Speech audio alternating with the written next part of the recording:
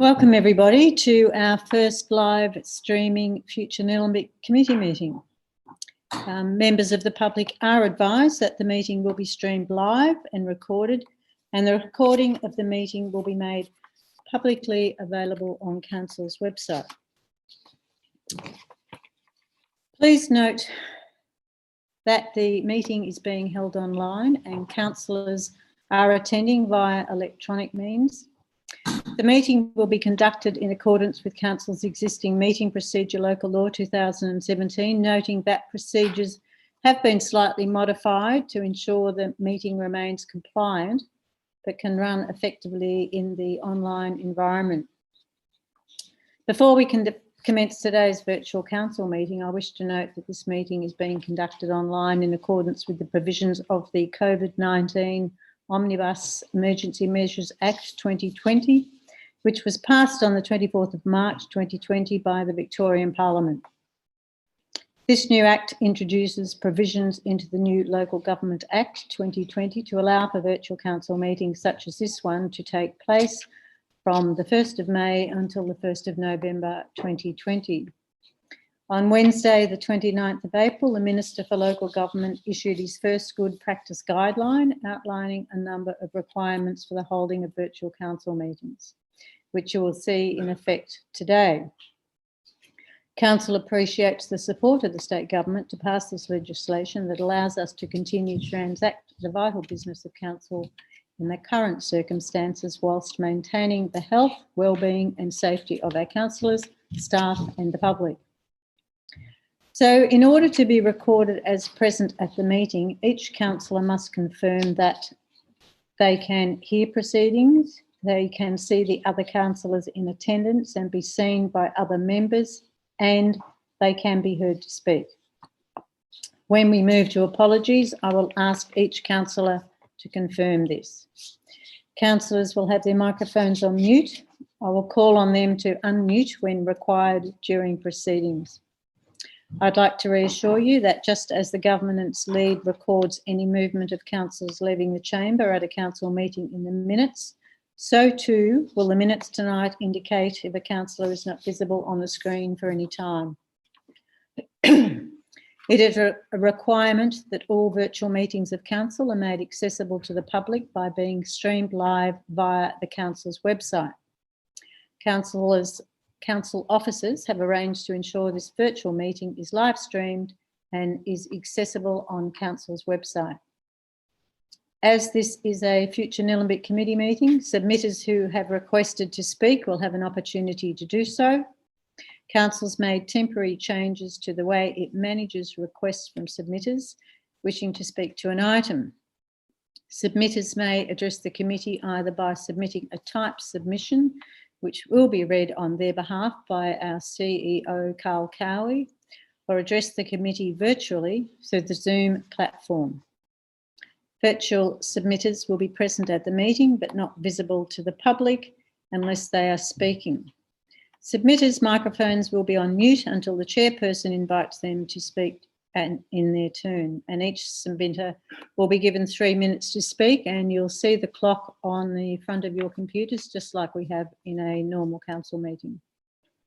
Finally, I'd like to just note that should we encounter significant technical difficulties that do not allow tonight's meeting to continue at all, or the live stream is interrupted to the public, the meeting will be adjourned and those items on the agenda that have not been considered will be deferred for consideration by council at a later date.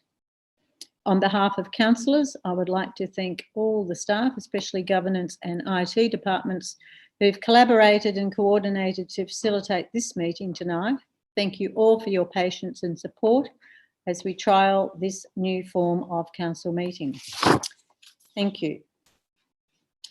Nillumbik Shire Council also acknowledges the Wurundjeri people who are the traditional custodians of this land.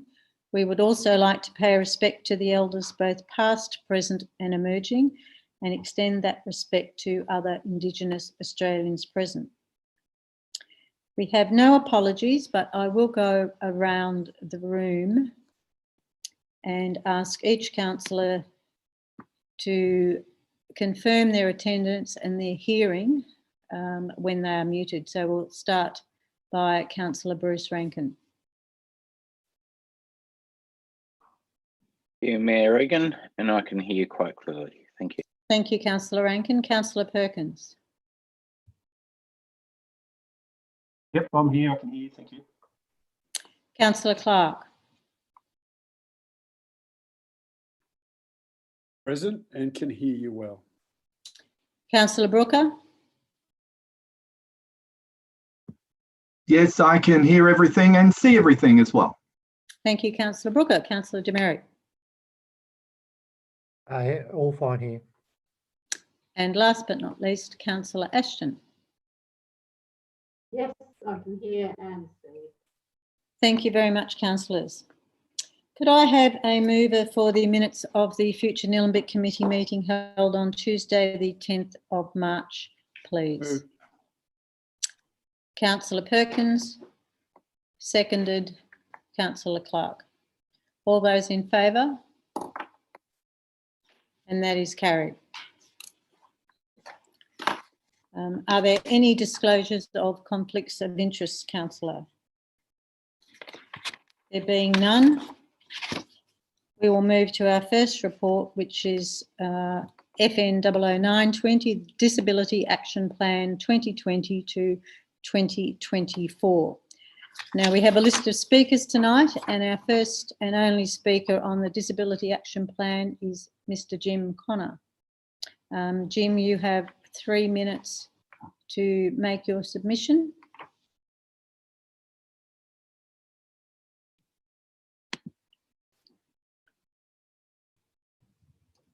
And just a moment while we let Jim into the room.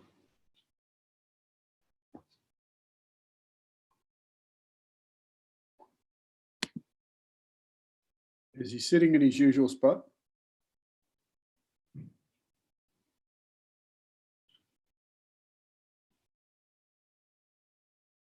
All good? Welcome, Jim. If you'd like to... I cannot see anything. Am I meant to? Including my own notes. Okay. How are we? Are we right now? Fine, thank you, Jim. Welcome. Great. Thank you very much for the opportunity. And it sounds like I'm the first person to try this system. So you're making history, Jim, tonight. Most appropriate. Most appropriate. This is my personal submission. I'm not speaking on behalf of any organisation. I support the Disability Action Plan. It is a clear, workable, strategic and action-focused DAP. And it's most appropriate that it's the first item tonight because the DAP is relevant to every item being considered at this meeting tonight. And Council has specific and defined responsibilities under the Federal Disability Discrimination Act and the State Disability Act. And the DAP sets a framework for virtually every council action, whether it's infrastructure, communications, planning, major projects, economic development or housing. It is all covered by the DDA. But for this DAP to be real and effective and functional, Council has to unequivocally implement it with all activities, projects, procedures and policies.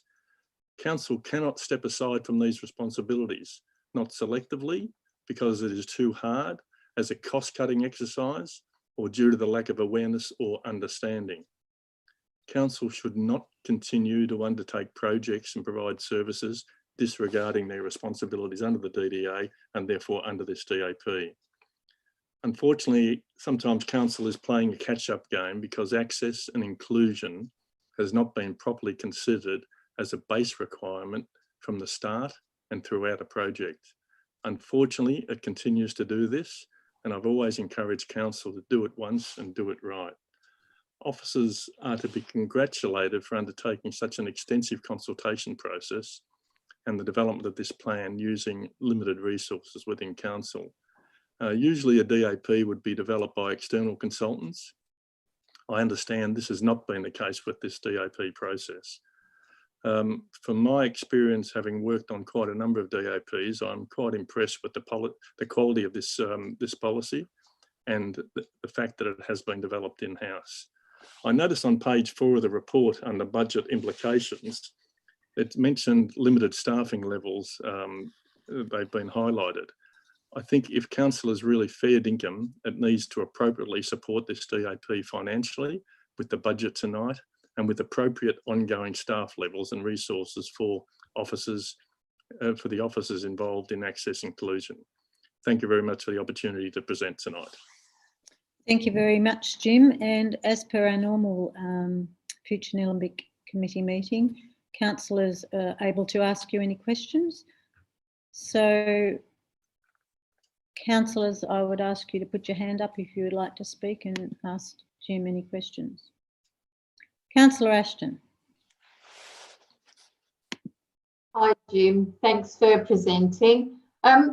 If I was to ask you, what would be your priority for us in Nillumbik? What would that be with regard to inclusivity? Are we talking about specific projects, councillor? Specific things, like if I said, all right, we have, if we want to put something down and get it done, what would you want us to do? I think it's important that you broaden the provision of services for people with disabilities and your ageing population. One of the major challenges you've got, which is reflected in some of your other policies tonight, particularly the housing policy, is the changing demographics in terms of our ageing population. And with that ageing population comes higher levels of disability. And we know that by your projections to about 2036, you'll have something like 1 in 3 people over the age of 55, and within that comes a whole level of disability. I think one of the main priorities for council is to ensure that they're adequately resourcing the staff and processes that need to go through to satisfy this DAP. The DAP has got fairly definite commitments in each of the council departments, and I, as always, just encourage council to ensure any projects they're going forward with respond to the needs, the access needs of everyone within that community. Thank you. Thanks, Councillor Ashton. Councillor Demerit.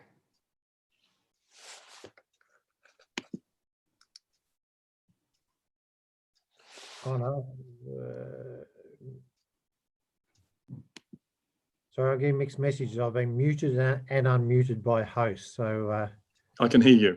okay. Thanks for your presentation. I take it that you watch these things fairly carefully. Am I to read into your comments that there are sort of areas where we're not picking this up in the recent past? Yes. Okay. And without going into specifics, what type of things are we missing? I guess if I could quote one recent example, and the Diamond Creek Regional Playground, the Access for All Abilities Playground, when that concept plan was put on for public consultation, I went to the consultation process at Diamond Creek, and of all the play elements that were in that, I think it's a great initiative. Of all the play elements, I could hardly find one that was accessible. As a result of that, I put in a report, and some things have changed, but I just think, I mean, I think council should be embarrassed with that project. Okay, but setting aside that, so what do you think was left out of the process that wasn't picked up, if what we've sort of set out here, with in contrast to what's been set out here? I don't know the details of the tender, but it appeared to me that I've got to be careful what I say here, the selected consultants didn't really understand what I would have thought would have been a design brief to get an all accessible playground. So we just need to be making it front and center in how we design, when we design briefs and those type of things. It just needs to be clearly. I don't know the background of that, but I just know what I saw in the public arena. And to me, and I've had some talks with councillors about this, there's just a number of things there that, as a person who would have had a child with a disability who would want to be able to access, have a very appropriate level of access to that facility, what was originally proposed would not have provided that. Okay, thank you. Any other councillors wish to speak? Just a quick question, Jim. What was in terms of what was originally proposed, was that the draft concept that was put out for public consultation to seek feedback, such as you provided? Sorry, Councillor Perkins, I couldn't hear that properly. I've lost my screen now. We've got you. You've got me. All right, I've drawn a blank. I don't actually need to see you that large, but we've got you. Okay. Just the question was when that original draft plan, was that the one that was sent out for community consultation? It was a draft concept plan that was the one that was displayed for consultation. Yeah, and you were able to provide your input? Absolutely. Okay, it looks like as a result of perhaps your contribution and perhaps others, there's been an improvement. I haven't seen the current plan, so I'm not sure. I would hope so. Well, it had to be. It couldn't. It had to. Yeah, it would have had to be. Okay, I'm having technical issues here. I've just got all I've got up is Zoom on my screen. We can see you, Councillor Perkins, and hear you quite well. Well, I can't see anything else. Some would say that's lucky. Um, So are there any other questions you have of Jim, or any other councillors have any other questions? If not, we will ask for a move of the motion. Okay, thank you. Councillor Brooker, you'll move this motion. Thank you, Mayor. If I could move the motion, and I saw it up on the screen before, but are we going to see it up on the screen now? Okay. Can I just, a question for governance through the Mayor. There was a dot point 2 that I circulated. There it is. Okay. I'll just read it very, very briefly. Just that the committee adopts a Disability Action Plan 2024 and commences its implementation. 2, reports to Council on an annual basis commencing in May 21 on implementation metrics on each of the 59 action items. Notes the public submissions provided for the draft Disability Action Plan. That's it. Right. Thank you, Councillor Brooker. And could I have a seconder, please? Councillor Ashton. Thank you, Councillor Ashton. Back to you, Councillor Brooker. Thank you. Look, this is a plan we are adopting this evening as opposed to several other agenda items tonight where Nillumbik is seeking various types of additional contact with the community. So this is a significant milestone for Nillumbik, as Jim has outlaid. This plan does last until 2024, and Council, we know, have a plethora of plans, of strategies, of policies. They've green wedge, health and wellbeing, biodiversity. There's about 50 on the website alone. We note in point 7 that the delivery of the plan will be the responsibility of a point 8 of an EFT officer after December 2020, which is, I think, what Jim may have been referencing. But that is an outlay that becomes embedded in the council operational budget and represents in some ways the ongoing budget commitment from the council to implementation. You'd also expect some capital investment in addition to that implementation action. So you can argue if that's a sufficient amount. I think that the point of the second part there is that we can get a report back in 12 months on some metrics to see how we're going in terms of implementation and if we need to resource the plan more than we're currently doing. So I would say that the value of any plan is impacted by many factors, you can have a great plan, but the implementation is what separates a plan to actual on-the-ground outcomes and change. I want to reference just one example here to give a feeling of what can be achieved. Under item 5.112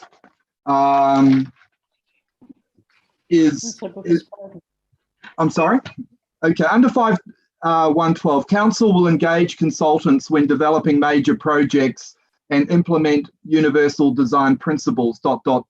Maybe Jim was suggesting that hadn't happened in the case of Diamond Creek, but it certainly happened in the case of the playground at Civic Drive, just 400 metres from the Shire office.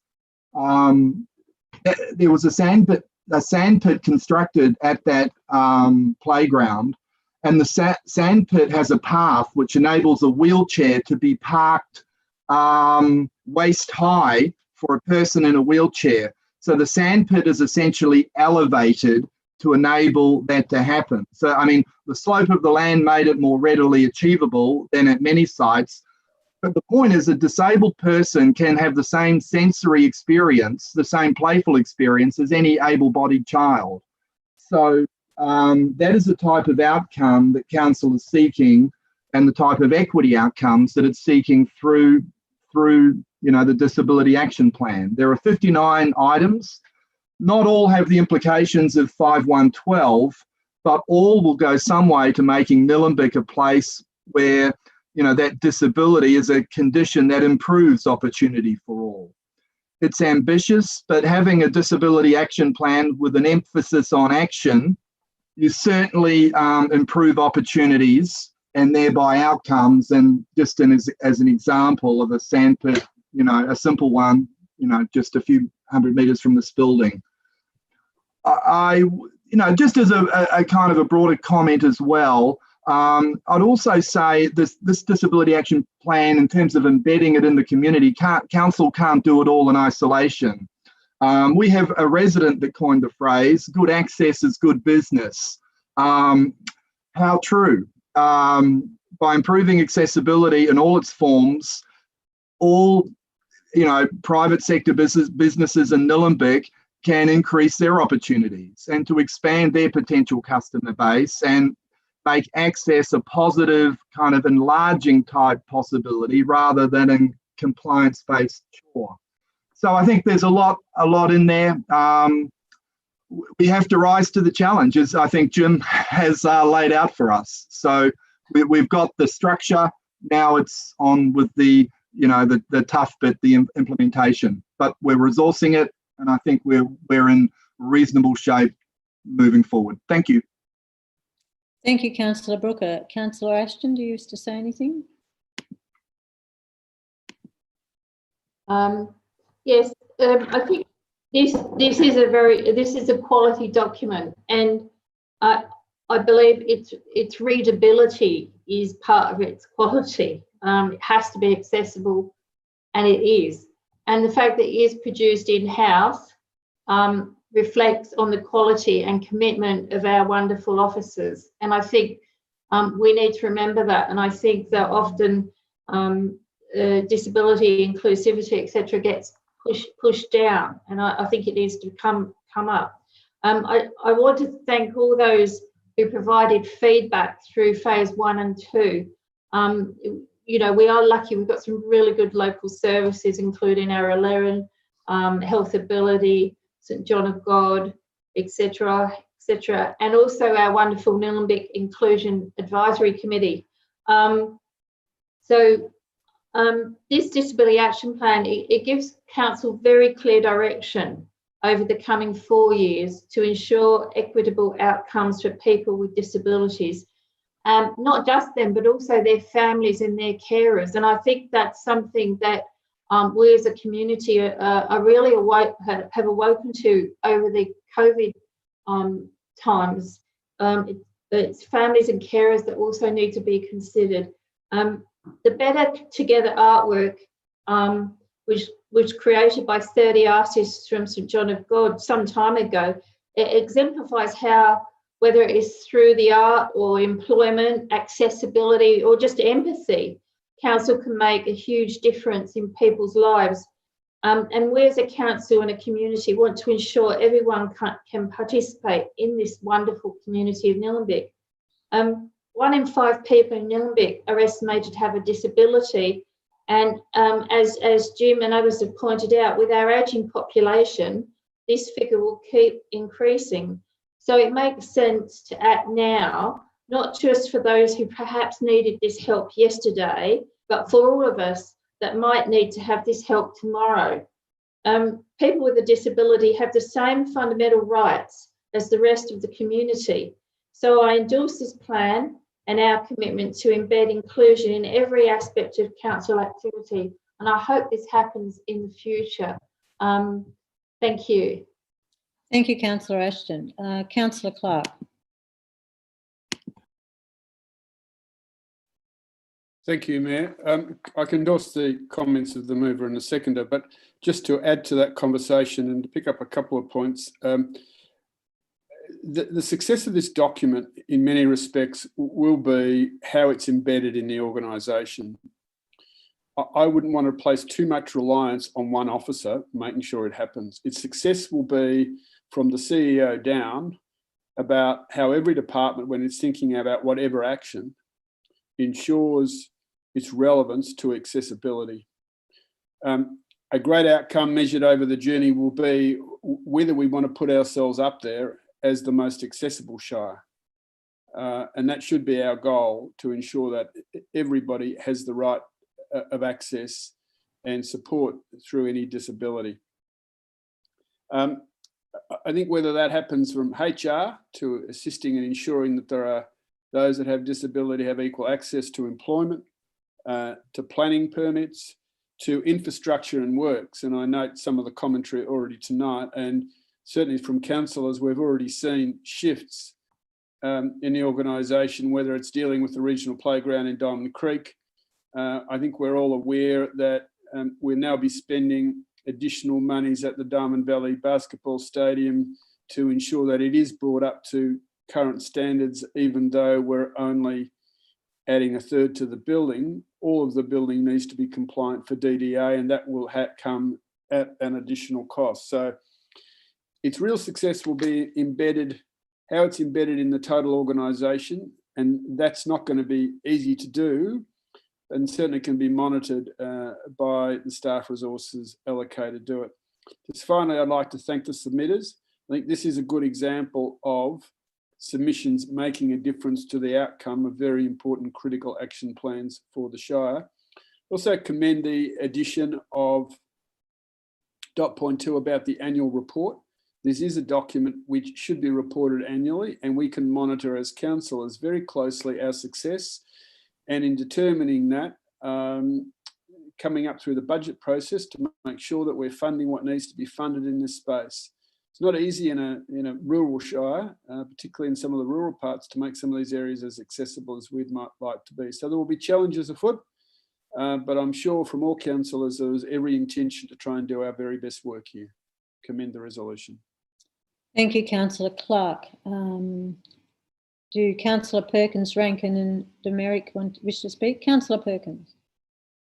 Thank you. Am I unmuted? Yep.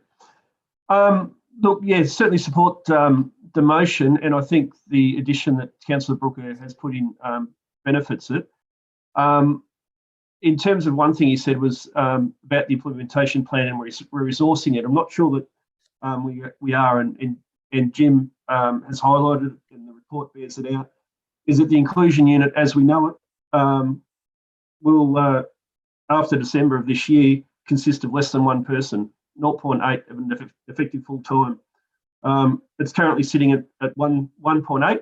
So, certainly before the next OCM, I'll be looking to get a greater understanding as to how we're going to be affected. I would say adversely affected by the loss of that staff member. It's been covered by a state government grant up until now. Whether or not there's any hope or any chance of that grant being extended, some advocacy, if nothing else, to the state government.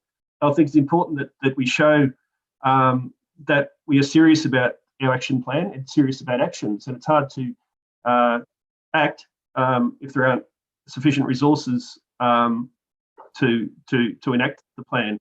And just on the face of it, we're looking at a greater than 50% cut in people on the ground to do that work. So going from 1.8 EFT down to 0.8 EFT really is hard to understand, aside from the fact that perhaps council doesn't have the money to continue those wages where that staff member has been covered by a state government grant. But I'd certainly like to know more about that grant, whether it was a one-off, there's no chance of extending it, or whether or not we can speak to our local members of parliament and try to get that full-time position long term. But aside from that, support the motion, but yeah, the implementation is the important part in any of these plans, and I'm keen to retain that one FT that we've lost, and the inclusion unit where they've got less than one staff member doesn't sound like a very big unit. It's certainly less than one person. Thank you.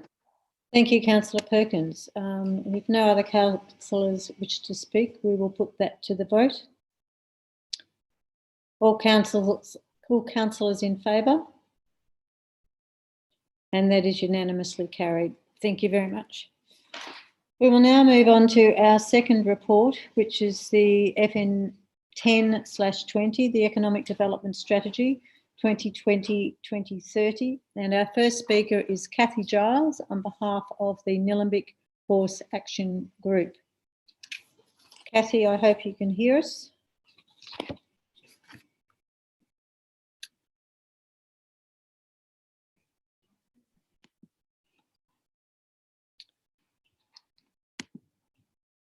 You'll have to unmute her. Hello, I've just unmuted it. Can you hear me? We can hear you loud and clear, Kathy. Great. You see the clock? Fantastic, thank you. Fire away. Thank you for the opportunity to address Council on behalf of the Nillumbik Horse Action Group. Sorry, I've just lost my screen. The NAG agrees with the strategy's vision. We congratulate and support Council in its commitment to develop an advocacy plan, equine in Nillumbik, to document the presence, contribution and opportunity of equine within Nillumbik. Hopefully the plan will identify where Council's support is needed and address infrastructure deficiencies and road safety issues and deliver tangible outcomes.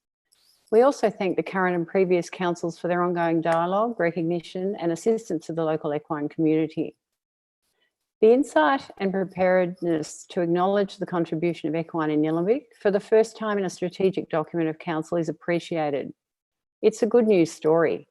Residents living healthy, active outdoor lives, important rural, economic, business and employment contribution to the Shire, one of the largest rural activity sectors with land management participation, a popular sporting and recreational pursuit, including 12 local clubs and several riding schools, significant participation by women and girls, multi-generational social benefit, active community participation and engagement, and a living history.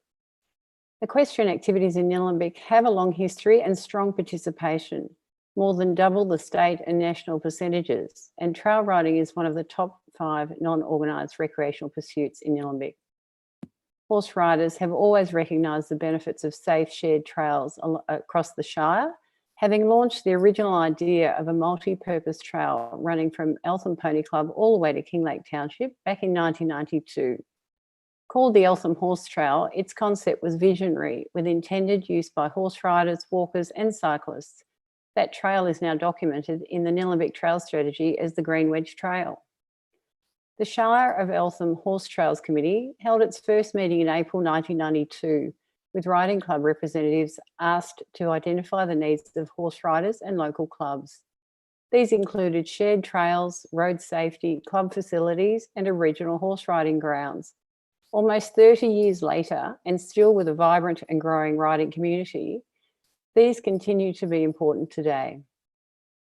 The rural amenity and scenic vistas, country lifestyles and natural environment of Nillumbik attract both residents and visitors to our Shire and need to be preserved and enjoyed. They are unique assets and experiences from which Nillumbik's recreation, visitation, culture and tourism sectors can be leveraged. By Council continuing to develop a connected network of safe, shared off-road trails across the Shire, this will enable all trail users the opportunity to truly immerse themselves in our diverse and beautiful landscape, communities and culture. We look forward to seeing a considered and comprehensive equine plan in due course. Thank you, Council. Thank you very much, Kathy. Hands up, any councillors who wish to ask Kathy any questions, please. Councillor Demerit. Kathy. Hi, John. Hi, how are you? Thanks for your submission. Yes. I think it's ironic too that Jim was one of the first speakers, and I think I'm the second, because Jim and I have a long history of attending council over many decades together. Yeah, I'm just interested. I've got just 3 questions for you. Sure. One, what do you see as the top priority for equine development within Nillumbik? There are a number of things that really kind of need to happen simultaneously, because we have a number of different sectors. So it is a bit difficult to answer. Look, if you were sort of pushed to the point of sort of saying what would be the number 1 priority and the highest leverage, where would you sort of think that would be? Certainly ensuring our clubs are supported in the maintenance and upgrades of grounds to make sure that equipment is fit for purpose and safe. But I do constantly hear messages of how unsafe it is to ride out on our local roads. I experience it myself. So trails are kind of a different part of that. It's a diverse community, the riding community, and there are lots of different disciplines. So trail riding, for example, can be quite different from the pony club or adult riding club experience, which needs a different set of infrastructure. But we are getting consistent message that there is a real lack of an indoor facility that local clubs could access and share, as well as provide opportunity for other people to hire such a facility for competitions, private training, events. So would you see things like you spoke of the Green Wedge Trail? Yep.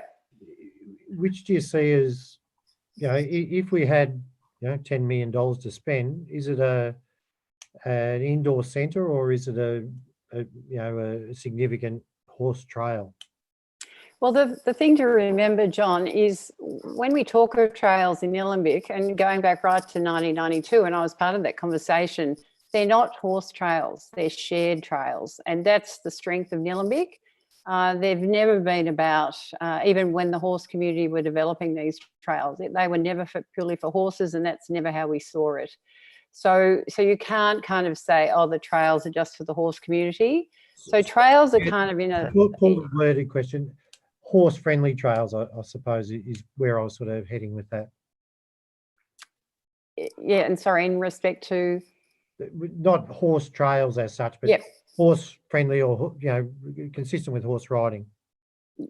Yeah, so what would be the priority? Yeah, just in your opinion. In terms of a trail on the ground? As in terms of is it trails versus indoor riding? Like, oh, I see. We'll just sort of... Look, where do you start to get leverage?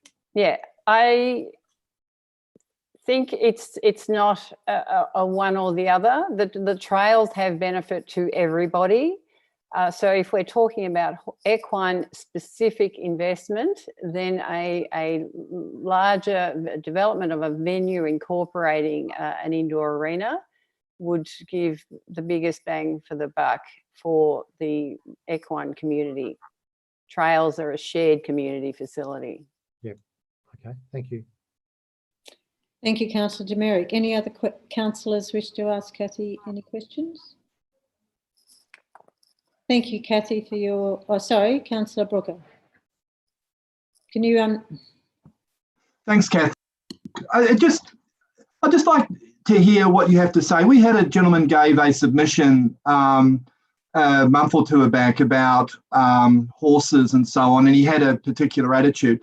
How would you respond to those people out in the community that say that horse ownership is something that presents sustainability challenges, I'll call it that, in the Shire? How would you respond to that kind of attitude that the keeping of horses degrades landscapes and presents environmental type of problems?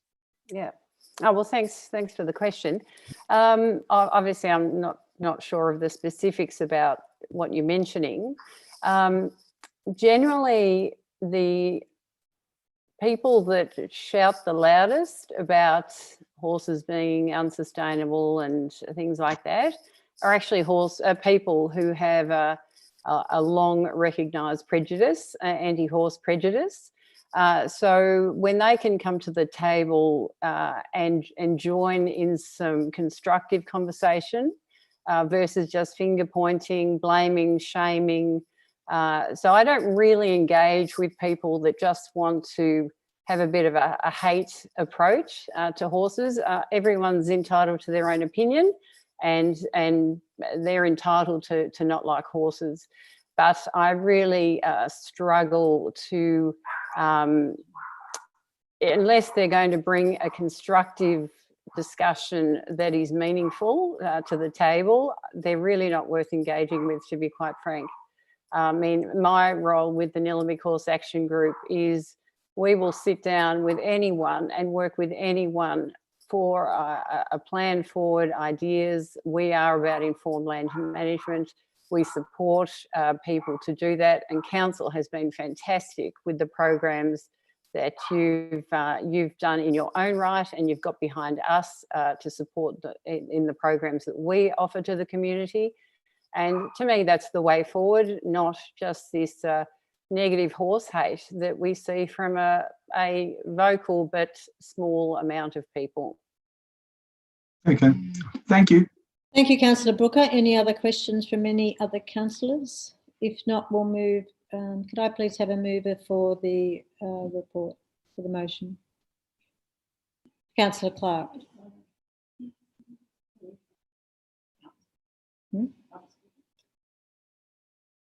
Sorry, before I go into that, I've just realised Kathy was one of 6 speakers. Yeah. And we're moving on to our second speaker, who is Mr. Jeremy Loftus-Hills. My apology, Jeremy. Thank you, Kathy. Thank you. Thanks, guys.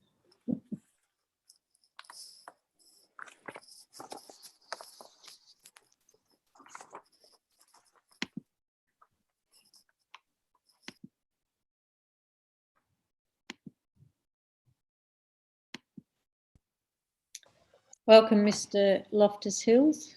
Can you hear us? Yes, can you hear me? Fine, I can hear you fine. Okay, thank you. You have 3 minutes. Councillors, the draft EDS reads as a patchwork of old ideas in new clothing, devoid of a logical thread, underpinned by misconceptions and false assumptions, starting with the treatment of its concept of economic growth. The EDS targets economic growth but never defines it. Now, in economics, there are 2 kinds of growth and therefore 2 kinds of growth strategies. There's the growth of public wealth and the growth of private firms. What kind of growth is the EDS focused on?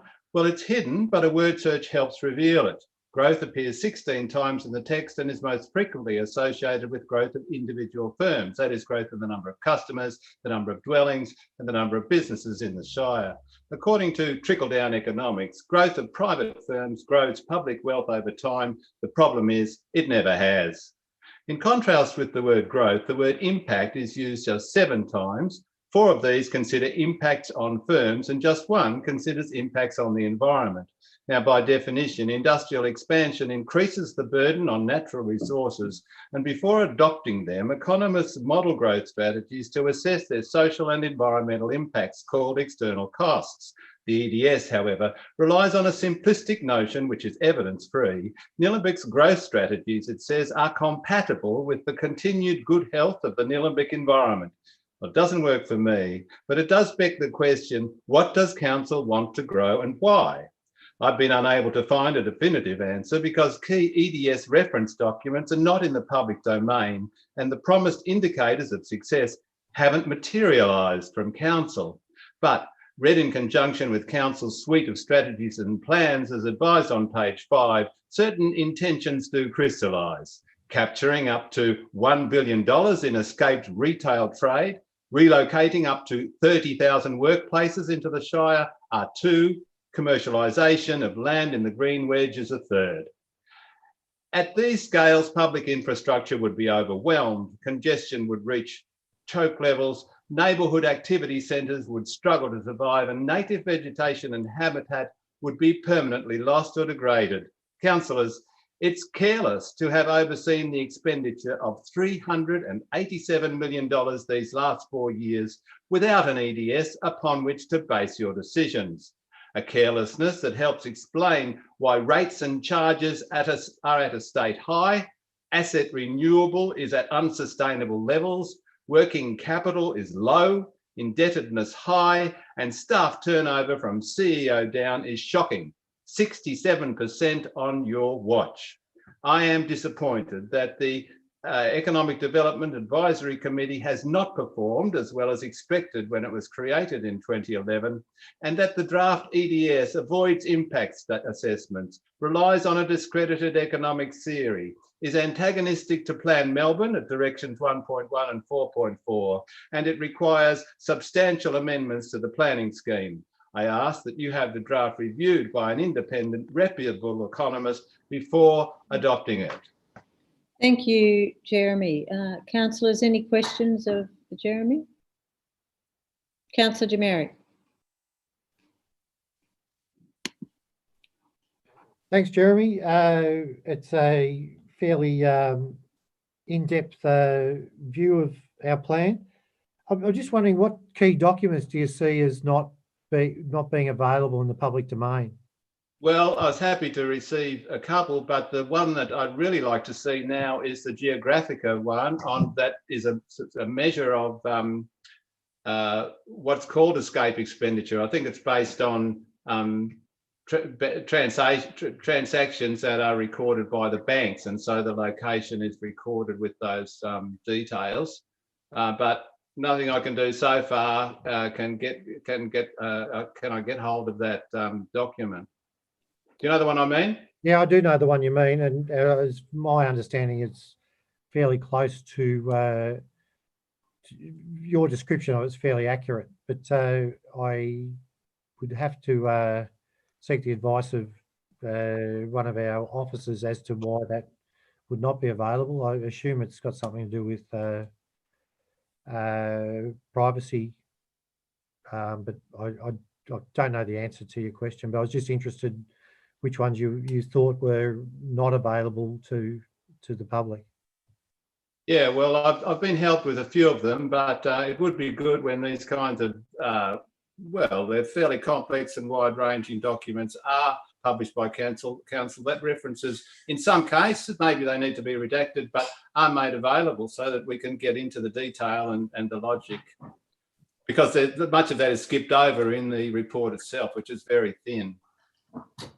And what would you see as the key elements if it was to move from private wealth to public wealth, as if we were to want to reorientate the document?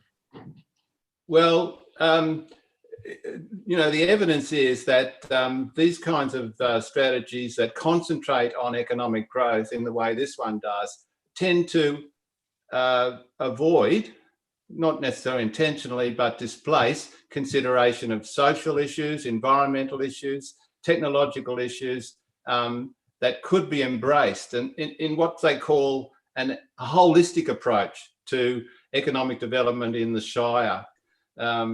You don't want to go to the extreme on that because the same thing happens. You then displace issues at the other end of the spectrum. But I'd like to see a document that was in the middle somewhere, which balanced these things. I mean, the 2011 one had a chapter on the visitor economy, a whole chapter, and it had a chapter on the green wedge economy, which I think would be a great enhancement of this document.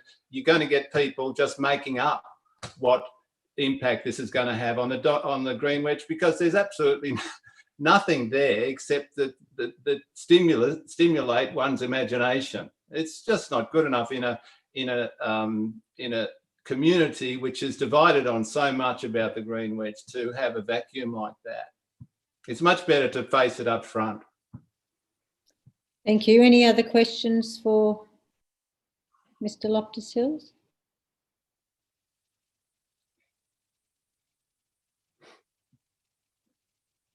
Councillor Perkins. Great, Councillor thank you. Perkins? Yeah, I haven't had it for a while. Obviously, perhaps couldn't see me. Jeremy, just for my benefit, what's your background? You've got a background in economics? I've run small businesses. I used to sell ginger beer at the St Andrews Market in the 70s, and I've run car repair businesses in town. I've run worked as a teacher at Templestowe High School for 12 years. I worked as a researcher for the PMG with educational technology. I've been a consultant in education. I've been a teacher at tertiary level of teachers of economics. I don't know how much detail you want, but very diverse. And as I say, worked on secondary, tertiary and consulting levels with economics and business management. Yeah, look, thanks very much for a very detailed submission and also, you know, written and verbal. But to the bottom line, you're saying we should have the draft reviewed by an independent economist? Yes. Yep. Okay. Well, there we go.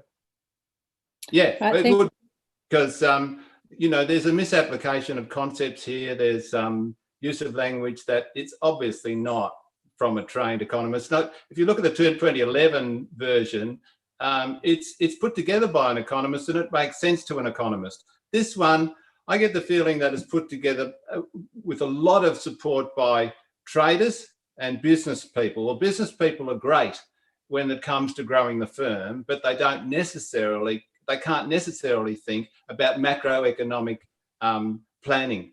And I think it's a pity that the council plans to, has already deployed elsewhere its economic development strategists and closed down that section, I understand, or is about to, of economic development. We never needed it more. As your discussion paper on the outlook for 2050 highlights, there are very important issues facing us, and we need a sophisticated economic development strategy to approach them. And it's not, you know, it's nothing that you can just gloss over in 2,000 or 3,000 words. It's a big job and needs to be resourced boldly. And, you know, you must have the resources there on standby to do it. Thank you, Jeremy. Any other questions from other councillors? Councillor Brooker.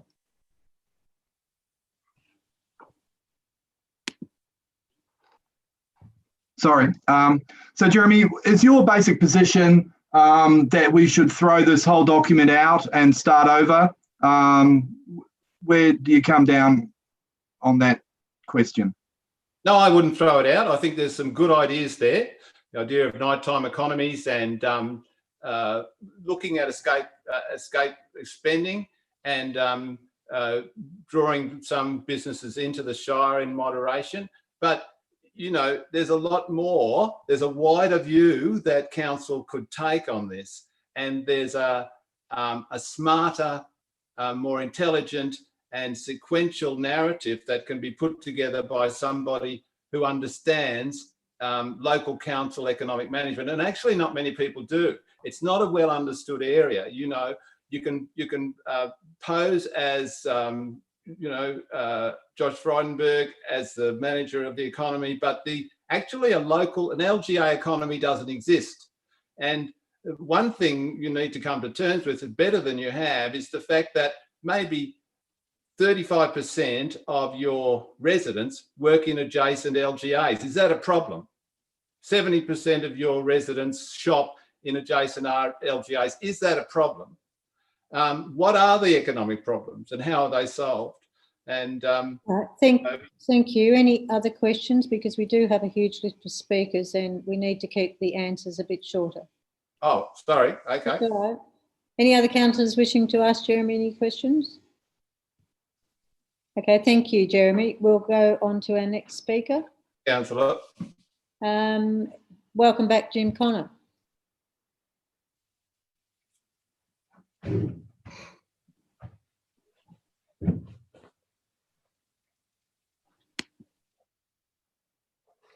Hello, can you hear me? We can, Jim. Fire away. Your 3 minutes starts now. Good. There's no vision or just only audio? We will see you shortly. Okay. Thanks again for the opportunity to speak on this particular.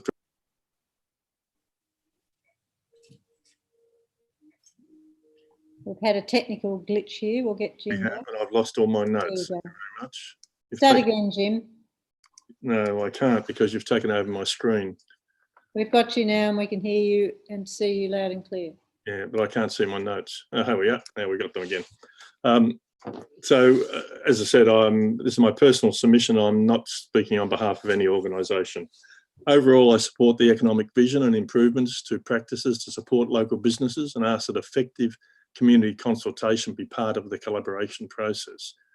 I encourage Council to assist businesses recognise the economic benefits of effectively responding to the needs of people with disabilities and older persons. Again, this is where the DAP rolls into this. I'd also ask Council to encourage traders to recognise the benefits of providing for the increasing number of cyclists, including those riding e-bikes on trails and roads in Nillumbik. I'd encourage Council to undertake some training with businesses who could then be identified by a cyclist aware logo to encourage that business. I support action to audit trails, prepare and publish related information for cyclists and develop cycling strategies. I also encourage Council to hold a cycling forum to ascertain what is required to add to visitor attractions and business opportunities. I see as underdeveloped the potential for local businesses to benefit by catering for recreational pursuits such as walking, hiking, camping and cycling, as well as horse riding, as Kath has talked about. I support a green economy that seeks to reduce environmental impacts and aims for sustainable development without degrading the environment.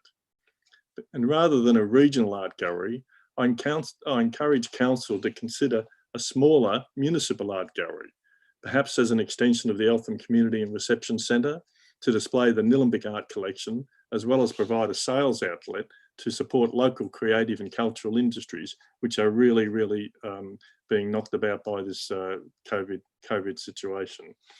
Any consideration of potential increased use of Eltham Lower Park by the Diamond Valley Railway, Miniature Railway, must consider the environmental requirements to protect creek and park areas, as well as the detrimental effects on the availability and amenity of the park for other users. I support the continued improvement of Edendale Community Environment Farm, which could also benefit from a continuing strategic program to attract users of the adjacent shared trail and Eltham North Adventure Park.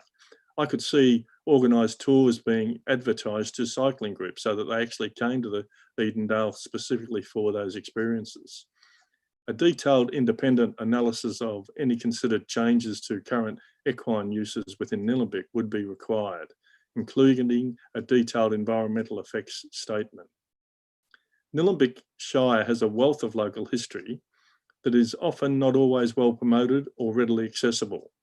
There are many historical groups within the region that could assist with support in improving experiences for local residents and visitors. Thank you. Thanks very much, Jim.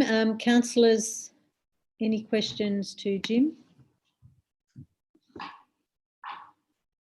No? Thank you very much, Jim, for a great presentation. Thanks very much, Karen. I will now hand over to the CEO, Carl Cowie. Carl's going to read the next three submissions. Obviously, councillors can't ask questions of these three submissions, but we will hear them. So thank you, Carl.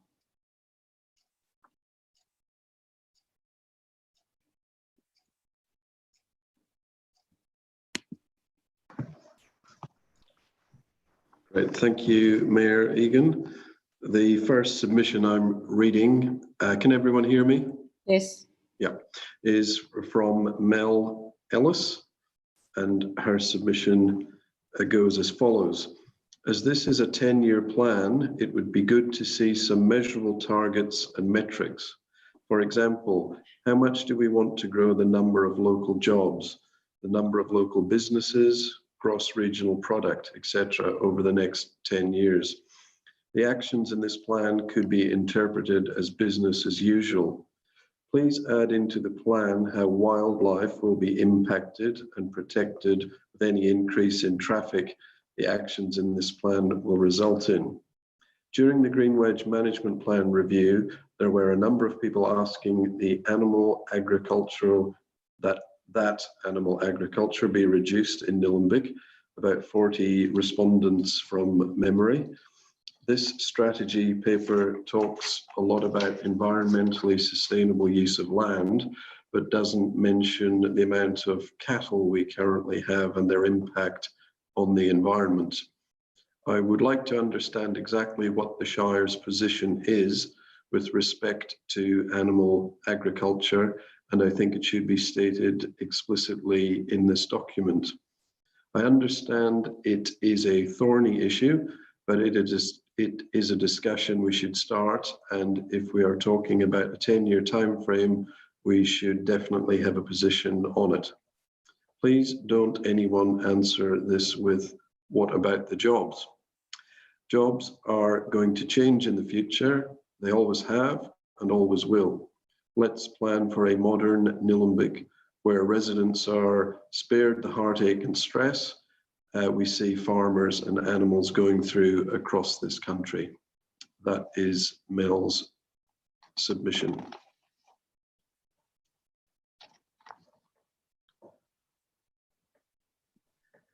Thank you, Carl. And the next submission is from Gillis Snap. Thank you, Mayor Egan. If this strategy is to comply with its stated principle of sound research, it must equitably rectify past planning mistakes as they apply to these lands. If this strategy is to comply with its stated principle of evidence-based decision-making, it must take into account and act on our hard evidence that indisputably proves our urban case beyond doubt.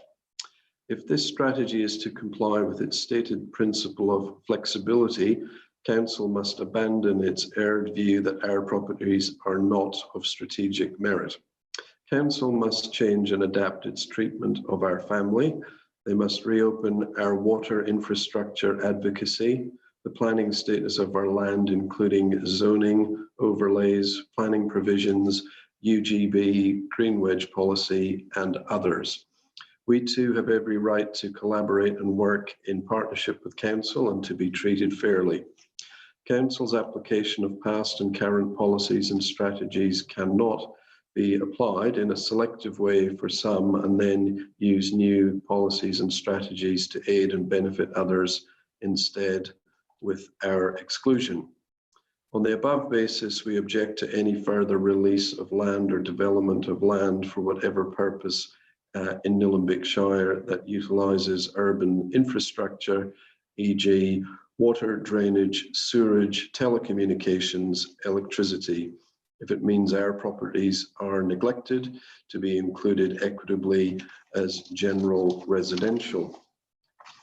Our lands have urban reticulated infrastructure to the total area of the acreages. It was paid for and established for the specific purpose of residential development. We remind Council that they acknowledged that the above properties had distinctive infrastructure when the new format Nillumbik planning scheme was adopted in 2000. An economic strategy cannot afford to dismiss land like ours with known established urban reticulated infrastructure capacity. This includes immediate opportunities for urban housing variety, density, commercial and employment. These opportunities must extend to these lands and not be limited to a specific distance from the activity centre, train station, or any other measured marker. That is Gilla's submission. Thank you, Carl. And our final submission on the EcoDev strategy is Chris Chappell on behalf of the local Food Connect. Thank you. Thank you, Mayor Egan. Chris's submission. Local Food Connect has reviewed its submission in the context of the unprecedented changes that have occurred since the announcement of the COVID-19 pandemic on March 12, 2020. We trust that Nillumbik Shire will also use a COVID-19 lens to review the draft of the Economic Development Strategy 2020 to 2030 and the consultation submissions. We strongly urge Nillumbik Shire to make as a matter of urgent consideration the recommendations in our submission to ensure there is a responsive, robust, local food system in place as we move into a challenging future. Many things will change, but the need to eat food to live is not one of them. Communities must move forward informed not only by what we are learning in this crisis, but also what is important for the health and well-being of our citizens. It is true that if you can feed yourself, you can free yourself. In recent weeks, Nillumbik citizens have seen traditional food supply chains falter, and as a result, the return to hyper-localism and the demand for nutrient-dense food are now foremost in the minds of the community. It is unlikely the Nillumbik food system will return to where it was pre-pandemic. Expect to see unprecedented demand for truth and transparency around food provenance, increasing pressure for clean, fresh, locally grown food to be available at peri-urban and urban farm gates. The Nillumbik community and small business are pivoting swiftly with innovation and determination as a responsive shire that prides itself on supporting, not deterring, is what is needed for a strong local economy. Imagine if Nillumbik Shire could talk about how it makes sustainable food production a reality on the ground by prioritizing the plates of its residents with clean, nutrient-rich, hyper-local food.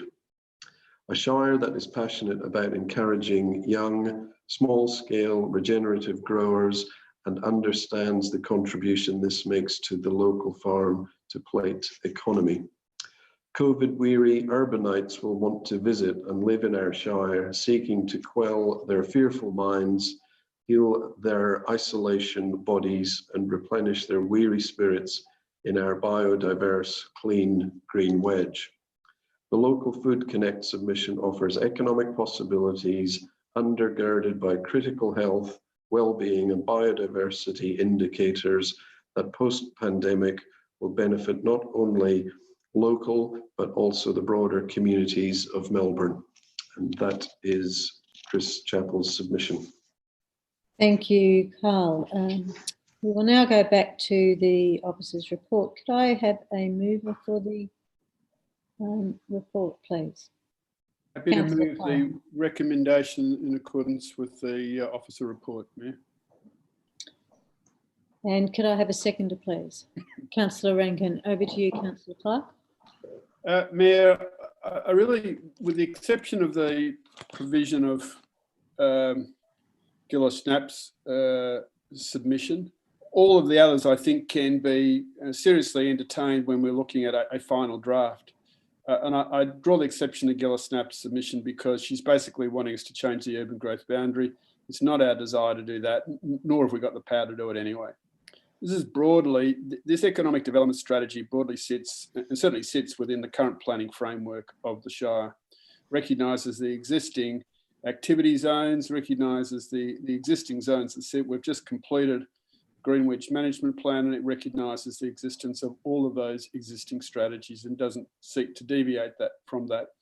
What it does seek to do is to look at an economic development strategy within the frameworks that we do have, recognising also that fits into a broader metropolitan Melbourne strategy in line with other state government economic development strategies. We recognise, in short, that to a large extent, our community leaves our shire to find employment. And one of the advantages of seeking to grow employment locally is clearly a reduction in traffic congestion, which we see at the peak hours in a very significant manner. But one of the other measures we've also seen is a lot of our employment happens at a local level often work from home. And I note with interest a recent strategy session or engagement session that we had, particularly with women working from home and women in business. The fantastic growth that's occurred in that space, and to be able to support and engage with that fraternity, I thought was an absolutely fantastic opportunity. I think the submitters tonight have recognised that there may well be still gaps in the strategy that we've got before us. I note that we're looking in this recommendation tonight to simply have to take note of the written and other submissions that we've got and discuss those further and have a further submission presented in June of this year. And I think, having heard tonight and read the document myself, we have got some further work to do, but nonetheless, this is a document, as has already been suggested tonight, a good basis to continue to working from. The question is how we can enhance it further and add value to it. So I think we all listen with great interest to the submissions that have been made. We'll take those on board. Officers, not all on screen, but there's a number of officers listening in tonight. And we'll pick all of those submissions up, both written and verbal, and look at the next submission in June following further consideration. I thank the submitters and look forward to developing this strategy further as an important strategy, looking at Nillumbik over the next 20 years. Thank you, Councillor Clark. Over to you, Councillor Rankin. Thank you, Mayor Regan. Further to Councillor Clark's points there, I just want to say thank you very much to all of the submitters, Kathy, Jeremy and Jim particularly. Jeremy, I didn't ask you any questions, but you certainly raised some really good points there, and your commentary was excellent around the document there, and I think there's some points there that we as a group can take away and look at it from a higher level again, and take some of your comments there on board. And as Councillor Clark highlighted just then, that the officers will certainly take that away as well. There is some further work there, and as it is a good opportunity for us to fine tune it, and we will take that all on board. And thank you once again to all the submitters. That's all. Thank you, Councillor Rankin. Any other councillors wish to speak? Councillor Ashton.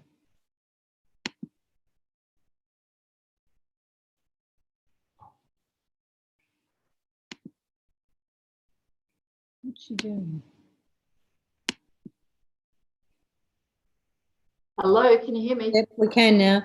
Yeah, we had really good submissions to this panel, and although I understand what Jeremy is saying from a very high macro level, and I remember years ago reading something called Economics in a Changing Environment, which was that sort of first idea of triple bottom line, and and trying to get the big picture. And like he says, we are a local government, so we're very much working with our local traders associations, and I think we've had really good input from them. And generally, when you look at the feedback on the website, I think we've hit the right note. We are sort of restricted, guarded. We have to balance things very much in Nillumbik, and some of the submissions did note that we'd actually done really well to try and get that balance between the lifestyle, which we all enjoy and why we live here, and any growth. And I think particularly for rural residents, our reliance on our major activity centres for supplies and going out and services, that will very much continue. But potentially for the rural economy, we've replaced the Earth and Hills concept with a much broader vision that can look at visitation, recreation, our arts, and very much agricultural businesses. And objective 4 of this plan, it talks about showcasing Nillumbik's visitor, recreation and cultural economy. This encompasses many of the activities already quietly occurring out in our green wedge.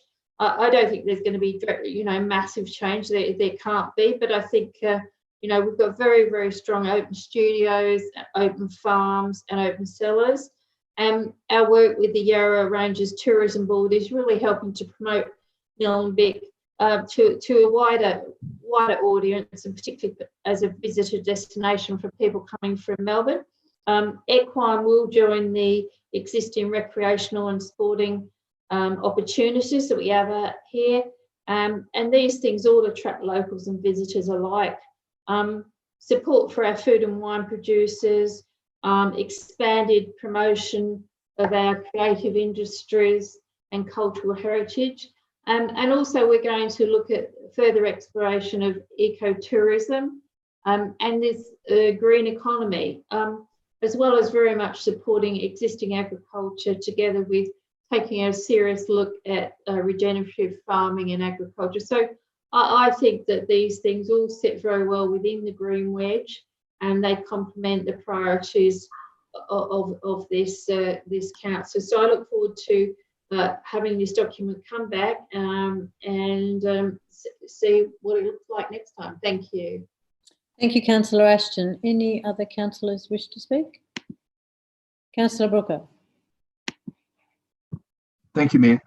Look, a couple of things. I would characterise this strategy as a pivot towards various pro-business or business-friendly type strategies, which identifies a number of areas which could provide some high-level support for business in Nillumbik.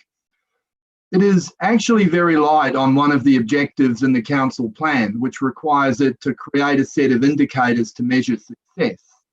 The strategy currently doesn't do that, and in many ways, I don't think it can do that. That is a really enormous challenge. Just some concerns I have. Establish a nighttime economy, how this actually works on the ground. At the same time, we're talking about the Diamond Creek and Eltham structure plans for potentially increased densities in activity centres, I think is quite problematic. A nighttime economy means more people, more traffic, possibly live entertainment, which are all amenity considerations that do clash with greater densities in the, Eltham and Diamond Creek activity centres. Again, there's a small thing, establish an education program for business. I'm not certain that council's really in the best position to be providing education. I think we're about removing barriers and educating people on business. There's many groups out there that can do that. I think the other thing I would say is there's somewhat vague references to zoning in the document. I do think they need to be fleshed out in some detail, because what they're actually doing is, I think they're just confusing people. And I think the task remains to improve the draft, as Councillor Clark has said, and I'll certainly be making a couple of suggestions where I think we can do that. Thank you.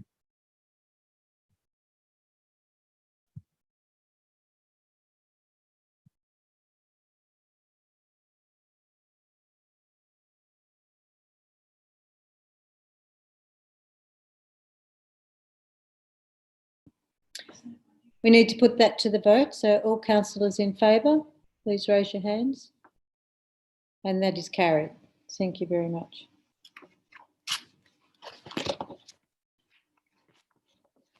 We now move on to report number 011-20, which is the draft temporary and community advertising signage policy. We have four speakers, and the first one is again Jim Connor. Welcome back, Jim.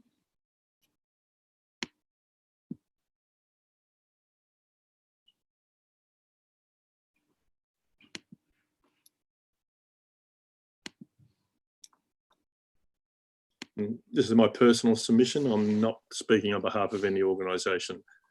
Council has a defined role in controlling the use of temporary and community advertising signs, but should not be actively facilitating increased advertising signage. This draft policy encourages community signage at too many sites and will actually result in a substantial increase in visual clutter, which will detract from the natural and built environment, and in some locations they possibly create distractions for drivers of vehicles. Any signs permitted to be erected within Nillumbik under this policy should only be for events within Nillumbik. I question the proposal for 15 allocated sites for major community event signage, if additional what's on signage opportunities are to be provided. If permitted, these major signs should only be at sites where major events can take place. Only one site per site allowed. Sorry, only one sign per site allowed, which is only to be used to promote actual events at that site. No commercial type advertising or sponsorship content should be permitted. Under these proposed conditions, there could and possibly would be 2 or more signs at each of the 15 sites. There appears to be a need for community groups to be able to advertise local events, and the provision of what's on signage panels, so corflute panels, can be inserted has merit. I suggest simple steel frames, as per the illustration attached to my submission, be provided without any permanent sculptural elements. This lightweight design could reduce the initial cost and also limit solid sections that could be tagged or graffitied, thereby reducing ongoing maintenance costs. I do not agree with the installation of the banner signs, or that these will add a vibrant and strong visual presence, and these again will only add to the visual clutter of these precincts. I feel the current banners in Diamond Creek are not a positive addition to the local environments. There has been an increasing proliferation of mobile real estate pointer boards throughout the Eltham urban area, particularly along Main Road. At times, these are displayed continuously for days and nights, and on a couple of occasions when I have checked, there is no actual property for sale in the street where the pointer board has been located. I suggest an additional dot point that indicates pointer board signs can only be used to advertise open for inspection or auction and not for any other purpose. I feel there's the opportunity within the policy as it is to allow real estate agents to use that just purely for advertising purposes. In summary, I consider the number of proposed sites, including proposed banner locations and the various council-owned and managed venue signs, will significantly increase the impact of advertising content on neighbourhood amenity across Nillumbik.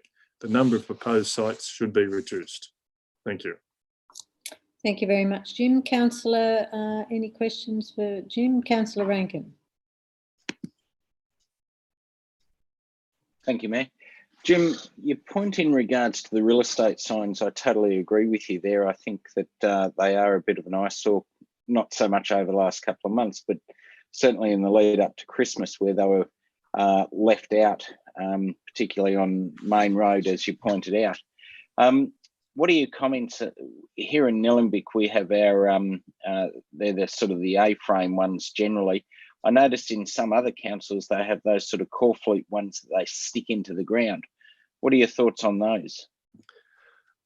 There seems to have been a very recent, or in the last 12 or 18 months, theme of using very small A-boards to place on corner sites.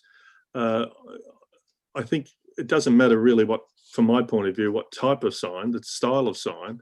It's the importance of having them only there for when a property is being auctioned or when it is open for inspection.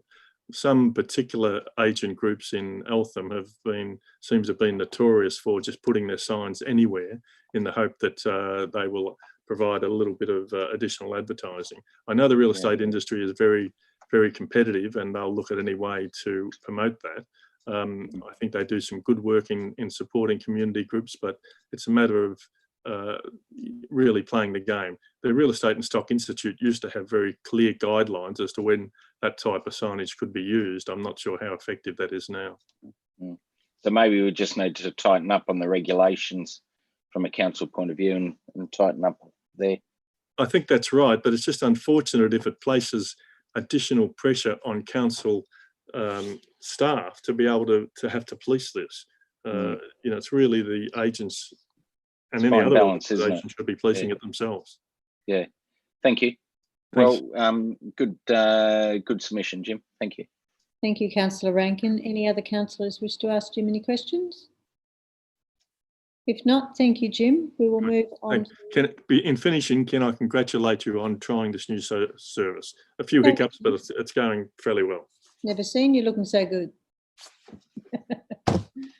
Thank you. We'll now welcome our next speaker, Natalie Duffy. Let's give us a moment.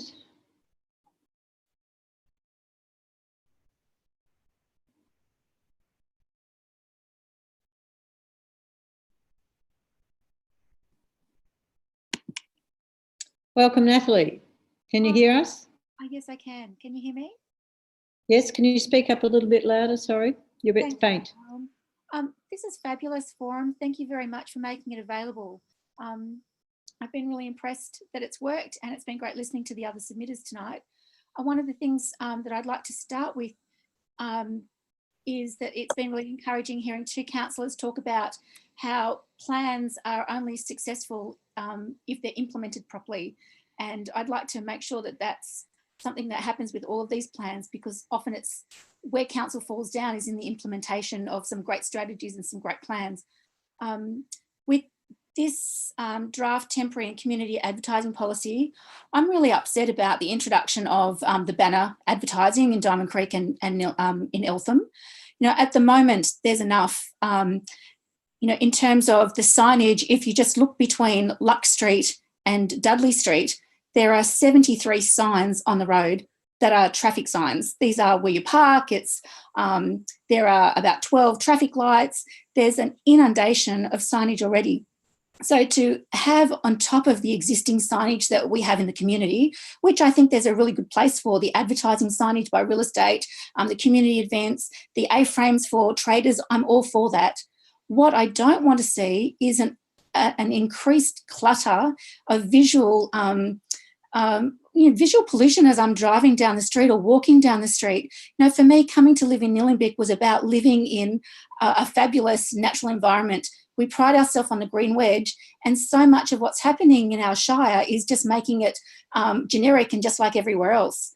You know, I think that there's, as Jim had mentioned, there's traffic hazards with the banners. You know, I don't like the idea of them having extra advertising. And, you know, here we have the draft submission, and you've already spent the money to implement the infrastructure. So down Main Road today, you've already got the flagpoles up for the banners.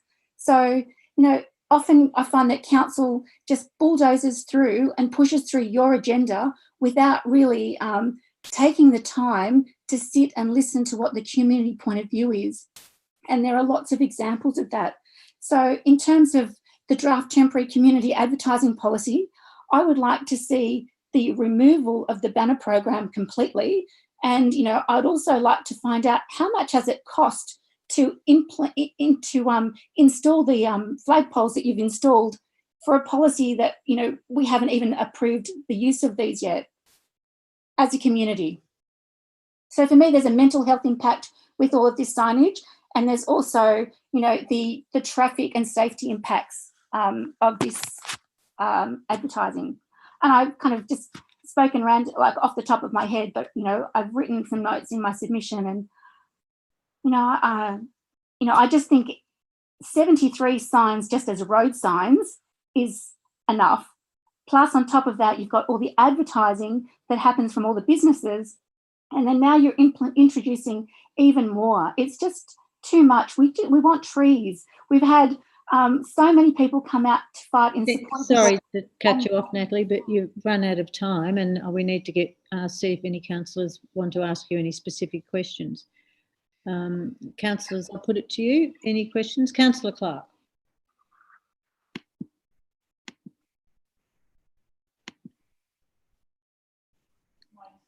Can you unmute yourself, Councillor Clark? Sorry. That's better. Yeah, no. Anyway, thank you for your submission, Natalie. But given your observance of Main Road, I'm wondering if you've noticed how many signs have been removed by council in the last 6 months. I've noticed that council has removed the banner poles that were in the middle of Main Road in the median strip. And I do notice that in making that comment, that those banners were unchanged for pretty much most of the time that I've lived here in Eltham, which has been, 11 years. So, you know, to have banners already in Main Road and then to change the location of them and to make them bigger, for me, doesn't seem sensible.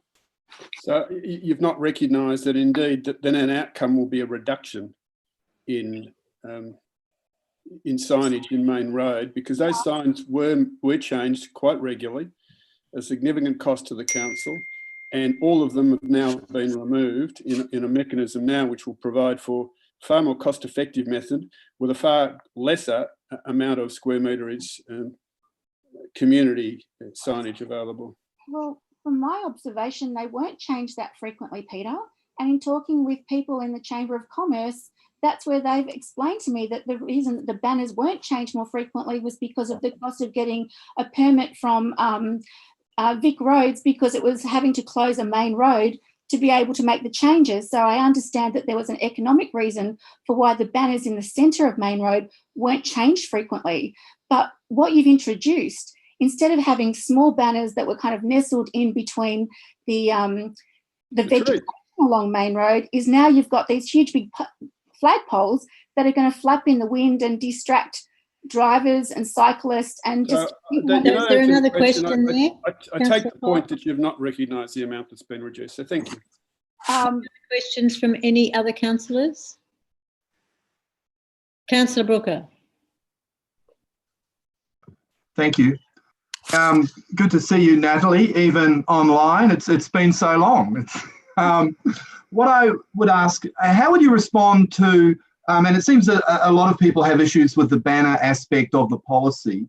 So how would you respond to people, community groups, let's say football clubs, soccer clubs, I don't know, conservation groups, whoever, who say they would like to use the banners to promote various community events and so on?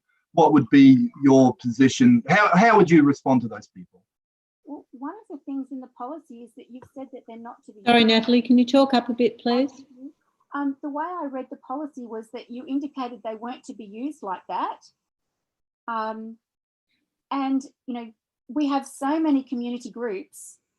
So how long do the banners stay up before they're actually effective in communicating the message that that community group wants to have?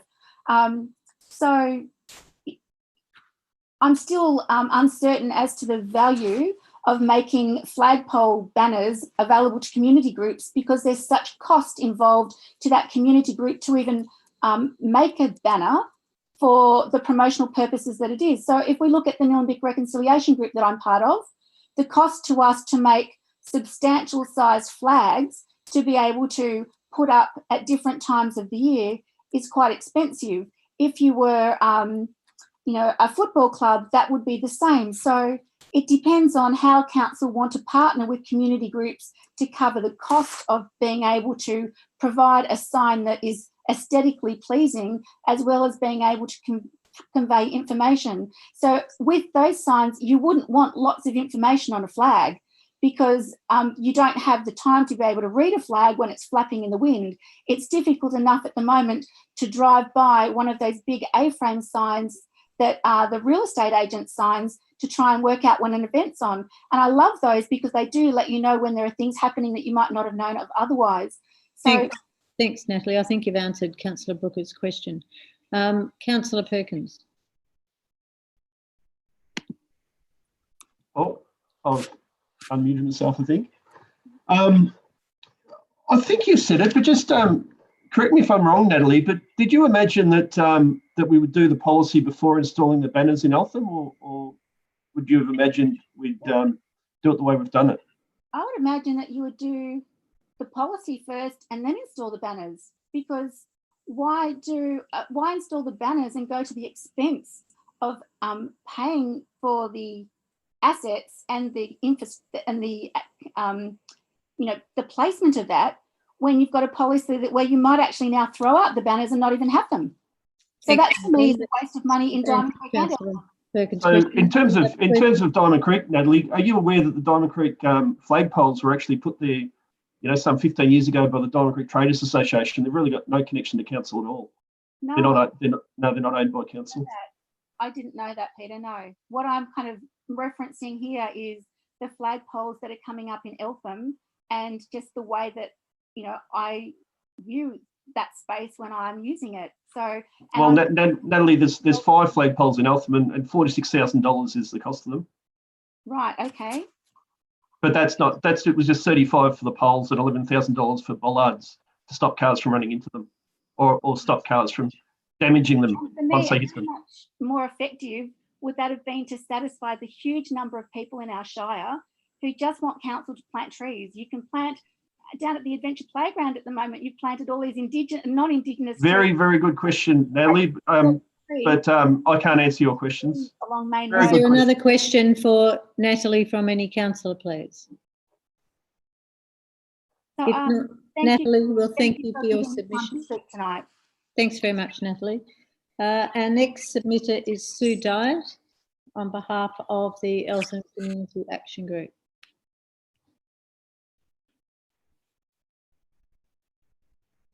Won't be a moment.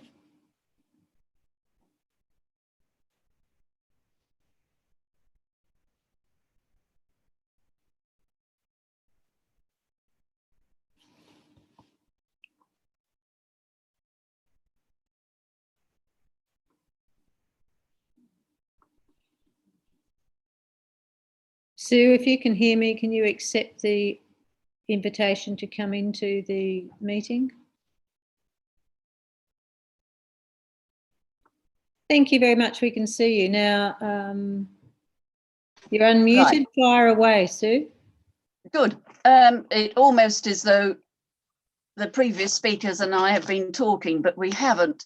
Signage in a place like Nillumbik should be limited to what is essential.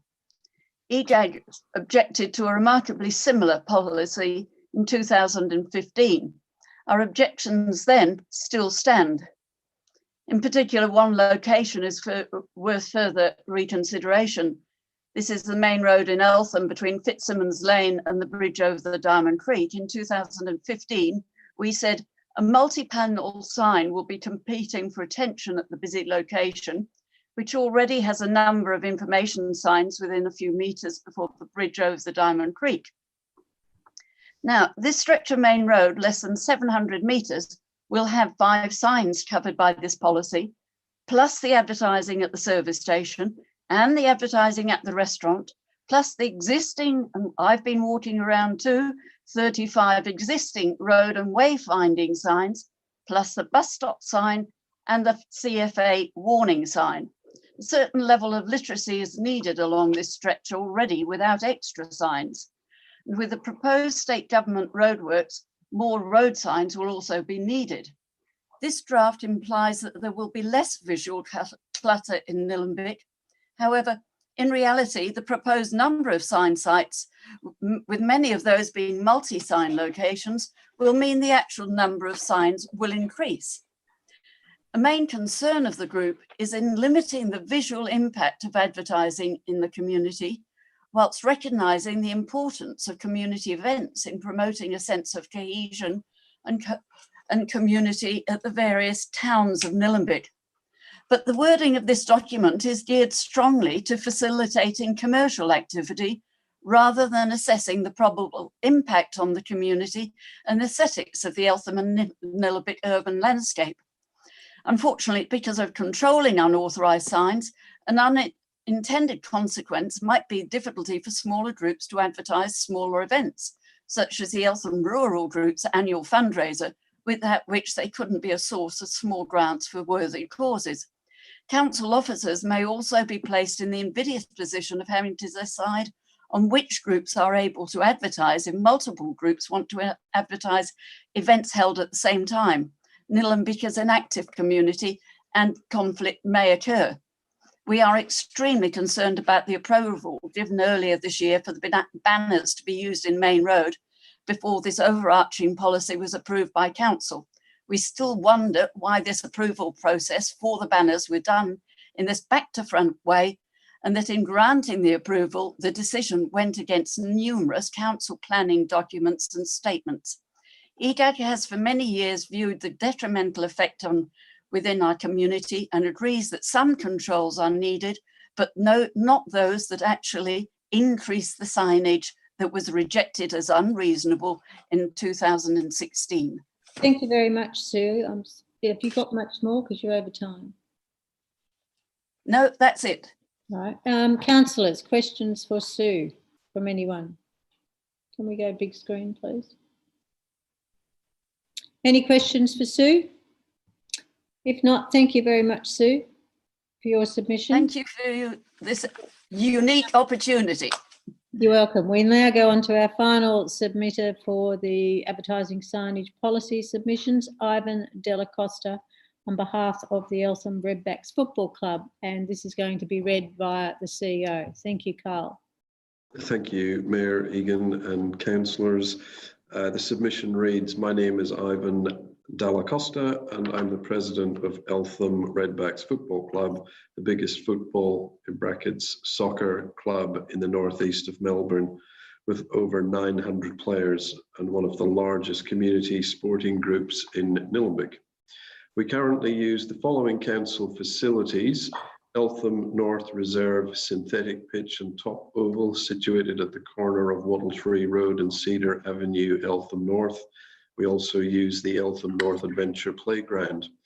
Sporting clubs are the lifeblood of the community, providing players of all ages and abilities to participate in a healthy lifestyle. So it's important that clubs play an active role to encourage participation in sport and encourage volunteers to be part of the club's fabric.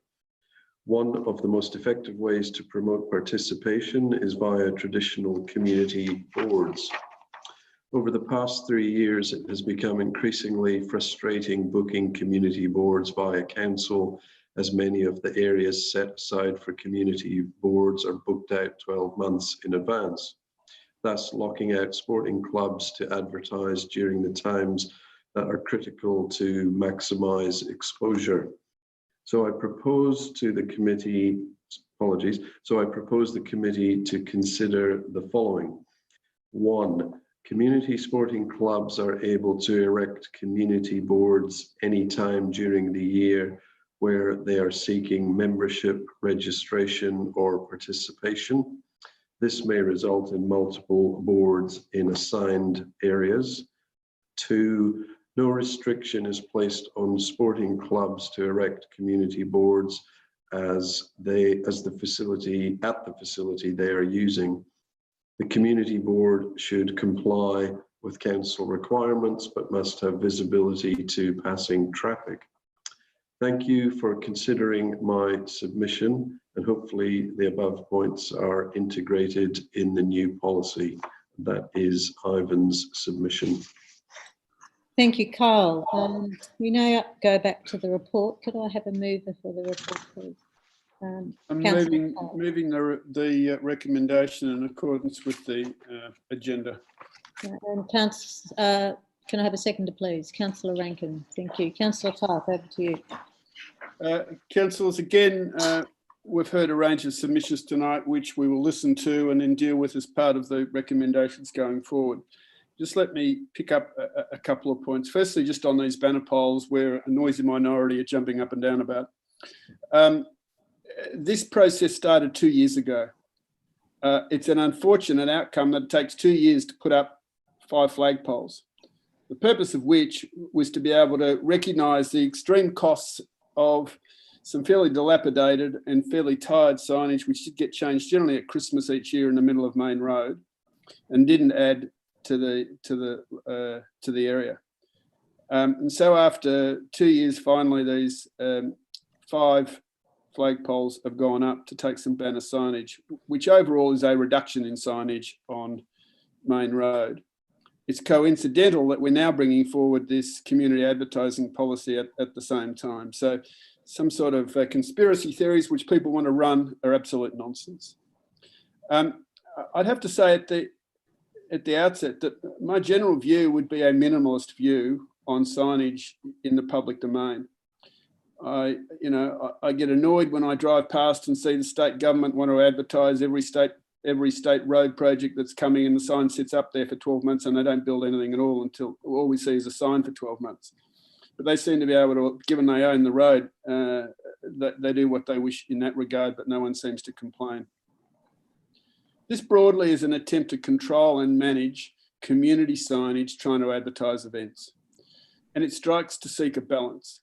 It's very easy to complain about signs on the road, but if you're trying to get the jazz festival to happen, or you're trying to get the local fair to start up, or as the rural group to happen, or other things, you need to let the community know it is happening. There has certainly been serious conflicts with certainly in Eltham terms, with the signage which stayed up on a regular basis advertising the market, which we took a very strong hand to at the end, about to force it to come down. And that essentially became an abuse of an agreement that was in place prior to this council. But it is about trying to strike a balance so that people know what time the sorts of outcomes are going to happen at the Anzac Day ceremony or at other similar type ceremonies. The opportunities for the banner poles do provide the opportunity to, as well as recognising and supporting local traders at Christmas times and other seasonal opportunities, but do have the opportunity in which the additional poles, and they should be used in my view in Diamond Creek as well, to recognise some key events that we don't recognise publicly, such as, you know, a NAIDOC week or a reconciliation week or others, that it's not going to advertise greatly, but puts in the mind of the community the sense for maybe a week within the year, I maybe should think about a reconciliation policy, or I maybe should think about something as it drives by without trying to actually sell any particular message. Equally, it doesn't mean that the banner poles need to be filled up every day of the week for 365 days of the year. There are times where we don't need anything up there, but it does need some regulation. The old system of banner poles was exceptionally expensive and didn't really work. Those that were fixed to the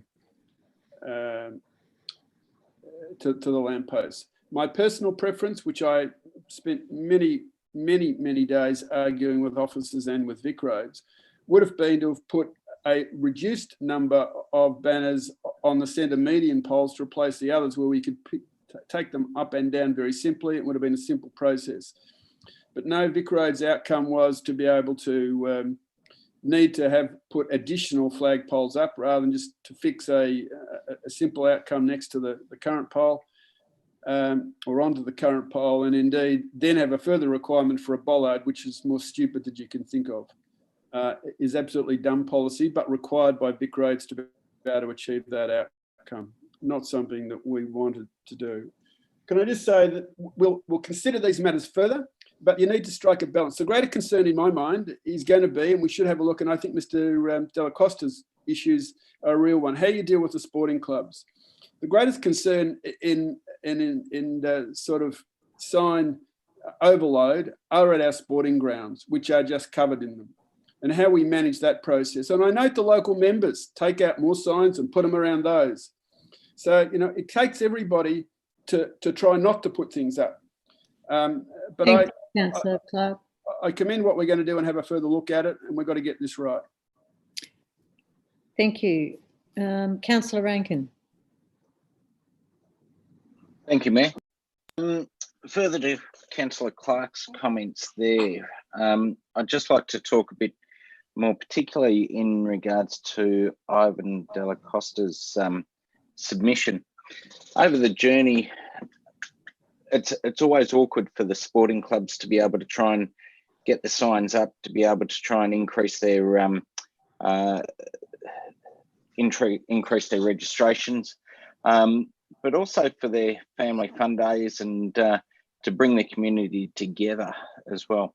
Ivan's had particular issues down at Eltham North there, and we've listened to him, and the RSL has also had significant issues in trying to get banners up for Anzac Day events as well. So I think by putting the framework together, you're not going to please everybody, but it's starting to then formulate the way it should be done and allows groups to then diarise when they need to be contacting council to book this the signage area required. It allows the local events such as the Coming Together Festival to be able book the areas that they want to use to be able to inform the community about their event as well. And likewise, it also puts council on notice as well that we've got to book our own space for when we want to have our own events as well. So I think it just really wraps everything up and it then tightens it up, neatens the whole process, and everybody knows exactly what needs to be done and when. I support the document. Whilst there can be some fine tuning done to it, I think it's a good piece of work, and I think the officers have done well to be able to get it to where it is now. So thank you. Thank you, Councillor Rankin. Any other councillors wish to speak? Councillor Perkins. Look, I'll support the motion because it doesn't necessarily flag that this document's going to go through unchanged, as I think it's a draft at this stage. Certainly, we've had wide-ranging submissions from the community. The noisy minority, I'm one of them, that have concerns with the document. And I've had concerns with the type of things proposed here for some years, even back to 2015. The banners, first and foremost, we need to put on the record that the banners in Diamond Creek, or the flagpoles in Diamond Creek, are not owned by council. They're not the remit of council to control or have an application process around how they should and shouldn't be used, because they don't belong to council. Quite independently of council, they were purchased by the Diamond Creek Traders Association. Diamond Creek Traders Association hold the keys to those poles, and they control what goes up and down those poles, in accordance with the very strict requirements that Vic Roads provided when the planning permit was requested of Vic Roads. So the Diamond Creek Traders Association own those poles. This document seems to suggest that somehow they've become a council asset. We look at Eltham, in terms of Eltham having a similar type process. Yeah, to have a policy, but before we bring down a policy on banner poles in Eltham, we spend $46,000 on 5 banner poles, which incredibly is not all for the banner poles. $11,000 for 3 energy absorbing bollards, which talk about clutter. There's some 5 flag poles and 3 energy absorbing bollards, total of $46,000. So I've had some concerns with this document for quite a while. I've continued to raise them. There are some good aspects of the document, no doubt, in terms of tidying up where some of the community event signage should be. But the council event signage is another one that I've consistently said has got problems. Page 12 of the document of the draft policy talks about council event signage, and it says that major events sponsored by Nillumbik Shire Council will be able to utilise the use of the Nillumbik Shire Council's permanent welcome to our township signs. Call flute advertising can be attached to as below within Eltham, Diamond Creek, Eastridge and Pat Hill. Well, to me that's quite ridiculous to think that we can have permanent signage that we've had to go through a strict approval process from Vic Roads to be able to even put those signs up. And certainly the requirements from Vic Roads are so tight because they don't want them to be something that would endanger pedestrian or vehicular safety, and people running off the road to read small writing of flute signs. The pictures are still there. The policy needs some rework before I can possibly support it at the next council meeting. But happy to support this motion. Thanks, Councillor Perkins. Any other councillors wish to speak? If not, can you go full screen, please, and we'll put that to the vote. All those in favour? And that is carried. Thank you, councillors. We next go on to submissions for the report F1220, consideration of submissions for the draft 2021 budget. Our first speaker is Catherine Copsey on behalf of the Alliance for Gambling Reform.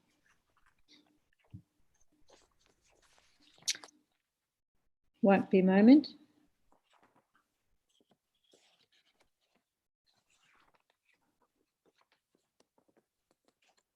Welcome, Catherine. Can you just unmute yourself? Thanks very much. Sorry, I think I temporarily was out of the meeting for a moment. That's good. That's all right. We can see you loud and hear you loud and clear now. So far away, you've got 3 minutes. Excellent. Thanks so much. I'm Catherine Copsey. I'm here on behalf of the Alliance for Gambling Reform this evening. Thank you, councillors, for the opportunity to address you tonight. I am speaking in support this evening of the Alliance for Gambling Reform submission requesting council to become a member of the leadership group of councils with the Alliance at a $15,000 annual membership fee for joining this group. The Alliance is a national registered health promotion charity, and our purpose is to seek to reduce harm from gambling within the community. We work across Australia, but we have a very active role here in Victoria, and we have a very active role working with local governments here in Victoria in reducing harm from gambling. I wanted to take time this evening, if I may. A local resident of Nillumbik, Shane Rogers, would have liked to address council this evening, but unfortunately couldn't satisfy the governance requirements for tonight. So he sent his words through, and I'm going to read them now, if I may. He writes, "My name is Shane Rogers, and I'm a resident of Eltham. I understand the Alliance for Gambling Reform has asked council to become a member of the group of leadership councils at the forefront of the movement to reform to reduce harm from gambling. I'm writing to ask you to please support that request. It's important that Nillumbik becomes a leadership council because this council recognises and understands the importance of having an environment where people can prosper without unhealthy distractions on their doorstep. Gambling started for me as a young 14-year-old boy, as my family gambled a lot. It was very much the norm. Sadly, this escalated for me when I turned 18 and I lost at least 80% of my pay every week to gambling on horses, sport, and the pokies. I was so out of control, I couldn't afford to fill my ute with petrol and go to work due to having no control over my addiction.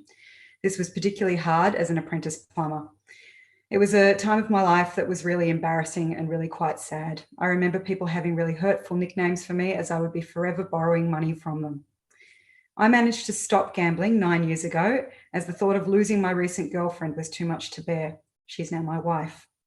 Sadly, and probably unsurprising, the venue where I frequent wasn't a place of help or support, despite the pain on my face every time I walked out with no money. Their motives are not in the spirit that we in Nillumbik aspire to. I now help others through peer-to-peer support and as a member of the Lived Experience Committee with the Victorian Responsible Gambling Foundation. And the one thing I have learned about my addiction is that immersing myself within a community is one of the key actions to getting help. Nillumbik, and more specifically Eltham, where I live, to me are about community and family. People care here.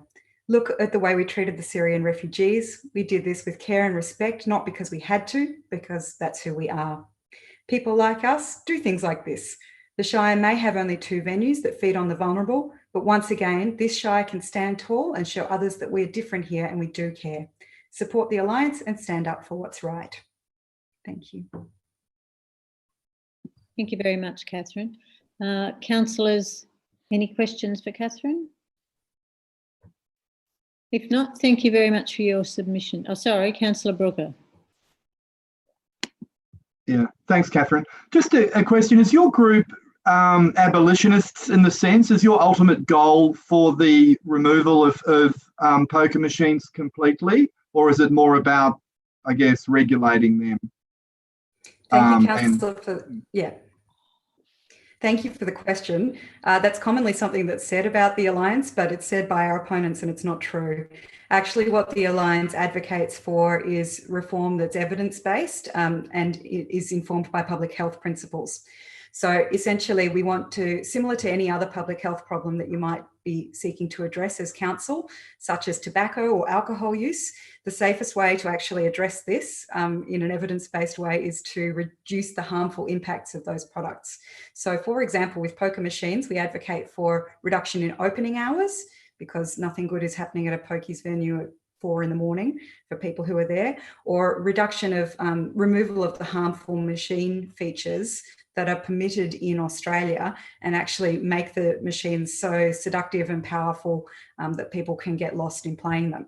So that's the sort of thing that we're advocating for. We're also really concerned presently with the spike that's been seen in online gambling. And we're advocating around online gambling for reduction in the amount of gambling advertising which helps to normalise gambling as part of culture, and particularly in Australia as part of sport, and can be really damaging for kids who are constantly exposed to that. So no, not wanting to blow up the pokies, although there are plenty of people who would like to.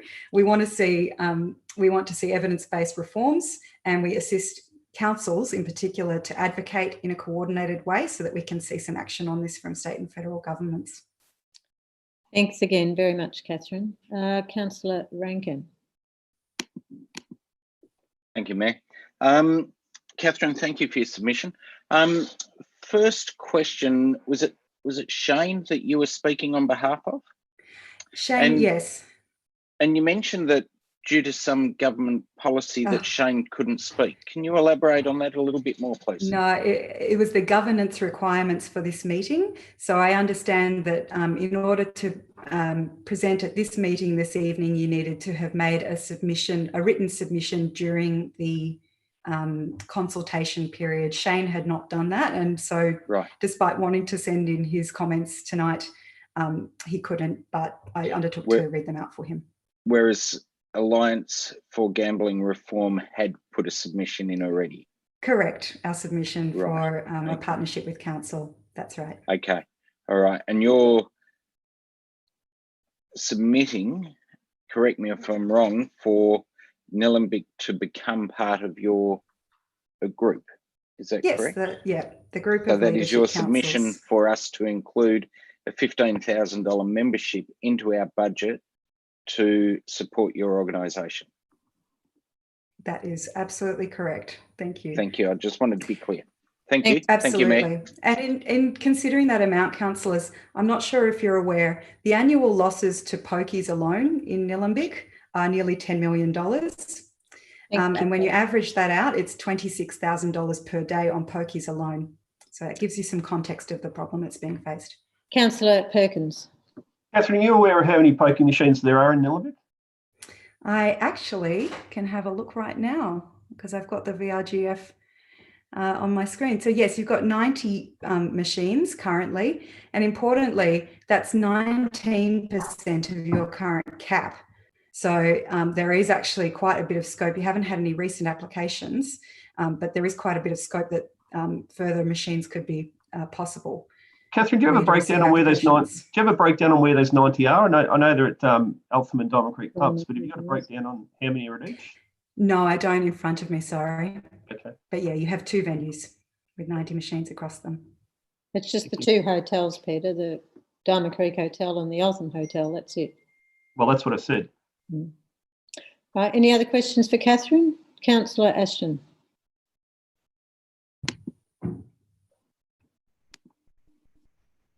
Hi, Catherine. My understanding too is I was the chair for the community services portfolio a couple of years ago, in that it's not just about the machines we have here, it's the fact that we have a huge number of machines on our doorstep in Whittlesea. And also, are you aware that Nillumbik has actually supported other councils with trying to minimise the pokey licences in the adjacent shires? And that's one way, although we haven't financially been able to contribute as much as we'd like to you, that we have been able to support you at various VCAT hearings. That's great. And I think it's very wise for council, as you say, to participate in those, because though the VCGLR commonly sort of applies a bit of a range around where they think people will come to venues, our experience, and Shane is one of the lived experience advocates who have been able to get support to start speaking out and telling their stories. The experience I hear from people with lived experience is that it doesn't stop at municipal boundaries. So yeah, councils to be congratulated for participating in those processes for sure. Thank you once again, Catherine. Any more questions? If not, thank you very much for your submission, Catherine. Thank you for consideration. Our next submitter, Kevin Myers, on behalf of himself and Gwyneth Myers.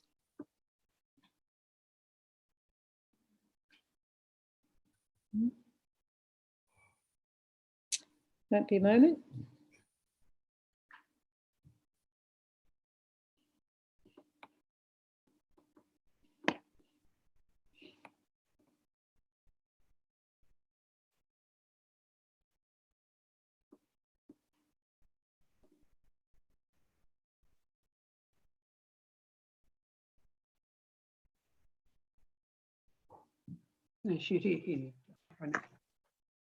Welcome, Kevin. Can you hear us? Yeah, thank you. Sorry for the hiccup. Thank you for taking my my submission. I'll get on with it then. You have 3 minutes. Yes. Oh, shit, right. Thanks. There appears to be no systematic approach to weed control throughout the Shire. Spraying occurs mainly on main roads and inner suburban fringe. The expansion of weeds on private and council land stifles the growth of native grasses. Tuesday last week at the roundabout in Diamond Creek was being sprayed at 12:30 with the chap wearing no mask. Soon there will be fields of capeweed and Patterson's curse, the latter already flowering near 317 Broad Gully Road. Myself and 3 other neighbours are trying to control weeds at a cost of between $600 to $700 each per year, and will have 45 acres without capeweed and other weeds within a couple of years. You have funded the expansion of cycle and walking paths, which thousands of people use, which will require more funding to control weeds on both sides of the tracks. This is far more important than spending $10,000 per annum keeping artwork in storage. To pest species, fox, cats and Indian miners are plentiful in the Shire, and there is no eradication program. In September 2019, I suggested to Mr. Cowie that the council buy night vision cameras to detect the number of foxes and cats, but he rejected that idea. This means that the council has no idea as to numbers or locations of these pests. In the 1970s, in my area, there was a flock of around 30 eastern rosellas. Now we have 4. There used to be quail here as well, none for the last 20 years. These are just 2 examples of how the Nillumbik Shire is going backwards. I'd like to believe you are genuine in your ideals about Nillumbik being an environmental shire. Thank you very much for hearing my submission. That is all. Thank you very much, Kevin. Any questions from councillors? Can we have full screen, please? If not, Councillor Demerit. Thanks for your submission, Kevin. Sorry, you your request is asking for cameras to track numbers of cats and that type of thing, like infrared cameras or? Yeah. Yes, you have night vision cameras around, but I gave Mr. Cowie the cost sheet of the cameras, so around, average about $300 are night vision cameras, and you can detect where the foxes and cats are. And so then you can do something about how to eradicate or trap them, yes. So that would be sort of something that would be in an area for a while and then moved on, or is that something that would just give you a sample that would sort of indicate, if we found 200 in this area, it's reasonable that we could find 200 in similar areas around the Shire? Well, yes, you could, for example, you could put where there's no public traffic, because people love to pinch cameras. You could put cameras at the golf course of a night time to see what the transition is of cats or foxes through the golf course. You could put them at the operations centre as well, and near the tip, because that also attracts cats and foxes looking for food. So there are a number of areas on council land you could put them, but there'd be ready acceptance by a number of people within the Shire, such as myself, of course, who would like to have cameras on our property, so that you would have some idea of the numbers and the problems that these particular 2 species are giving to native wildlife, yes. Would the same end be achieved? I think Councillor Regan might know more about this than I do, but I think we had a deer tracker app or something that have people punch in when they do see animals around into their phone. So you sort of use human eyes and know-how. Would that achieve the same end? Well, generally, people this time of night are not outside. They're generally inside watching TV or in bed. So a camera actually detects the patterns that these predators use of a night time. So that enables you to set your traps in a more focused position to remove them.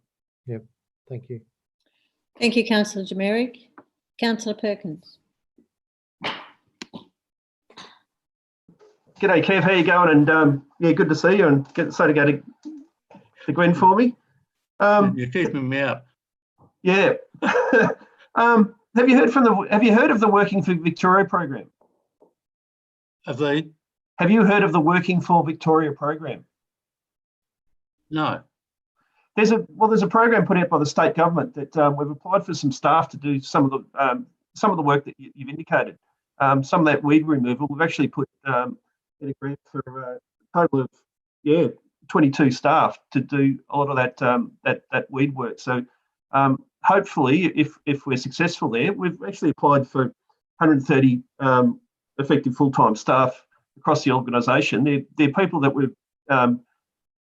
made unemployed as a result of the pandemic, and it's a state government program to give them temporary work for 6 months across, generally across the municipalities. So we've gone in and applied for 152 jobs, 152 staff, 135 effective full-time employees. So keep your eyes on that program. Hopefully we're successful in landing those grants, but we should see hopefully a lot more work done this financial year than perhaps we've seen for the last number of decades if this comes off.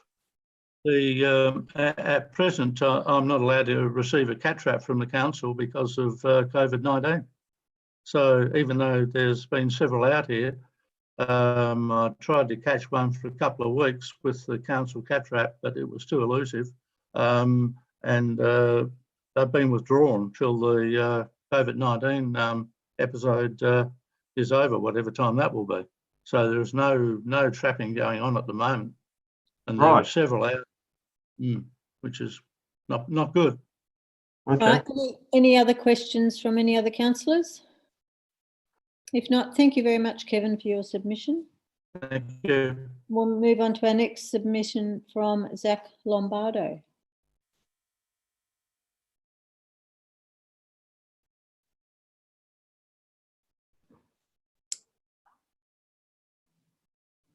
Can't eat my chocolate till it goes to big screen.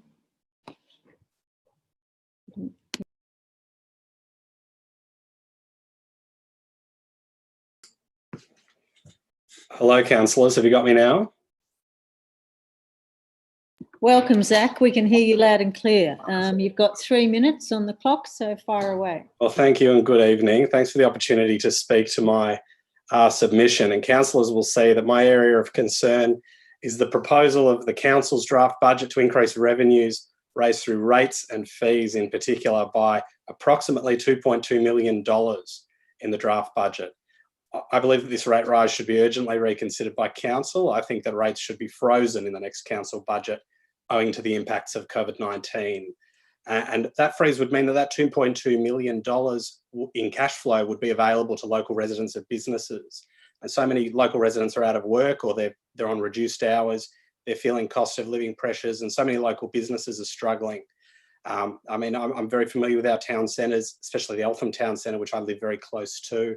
I was born and raised in Nillumbik. I've been around Nillumbik my whole life, and the treacherous state of commerce down at the local restaurants and cafes is really disturbing to see. I know it would be obvious to councillors as well when you're visiting your local shops. So in my conversations with local business owners, I'm a director on the board of Nillumbik Tourism and Business. I'm a member of the council's Economic Development Advisory Committee. My discussions with them is that this rate rise can be ill afforded by local businesses. A number of businesses have already closed their doors temporarily to try to hibernate through the economic impacts of the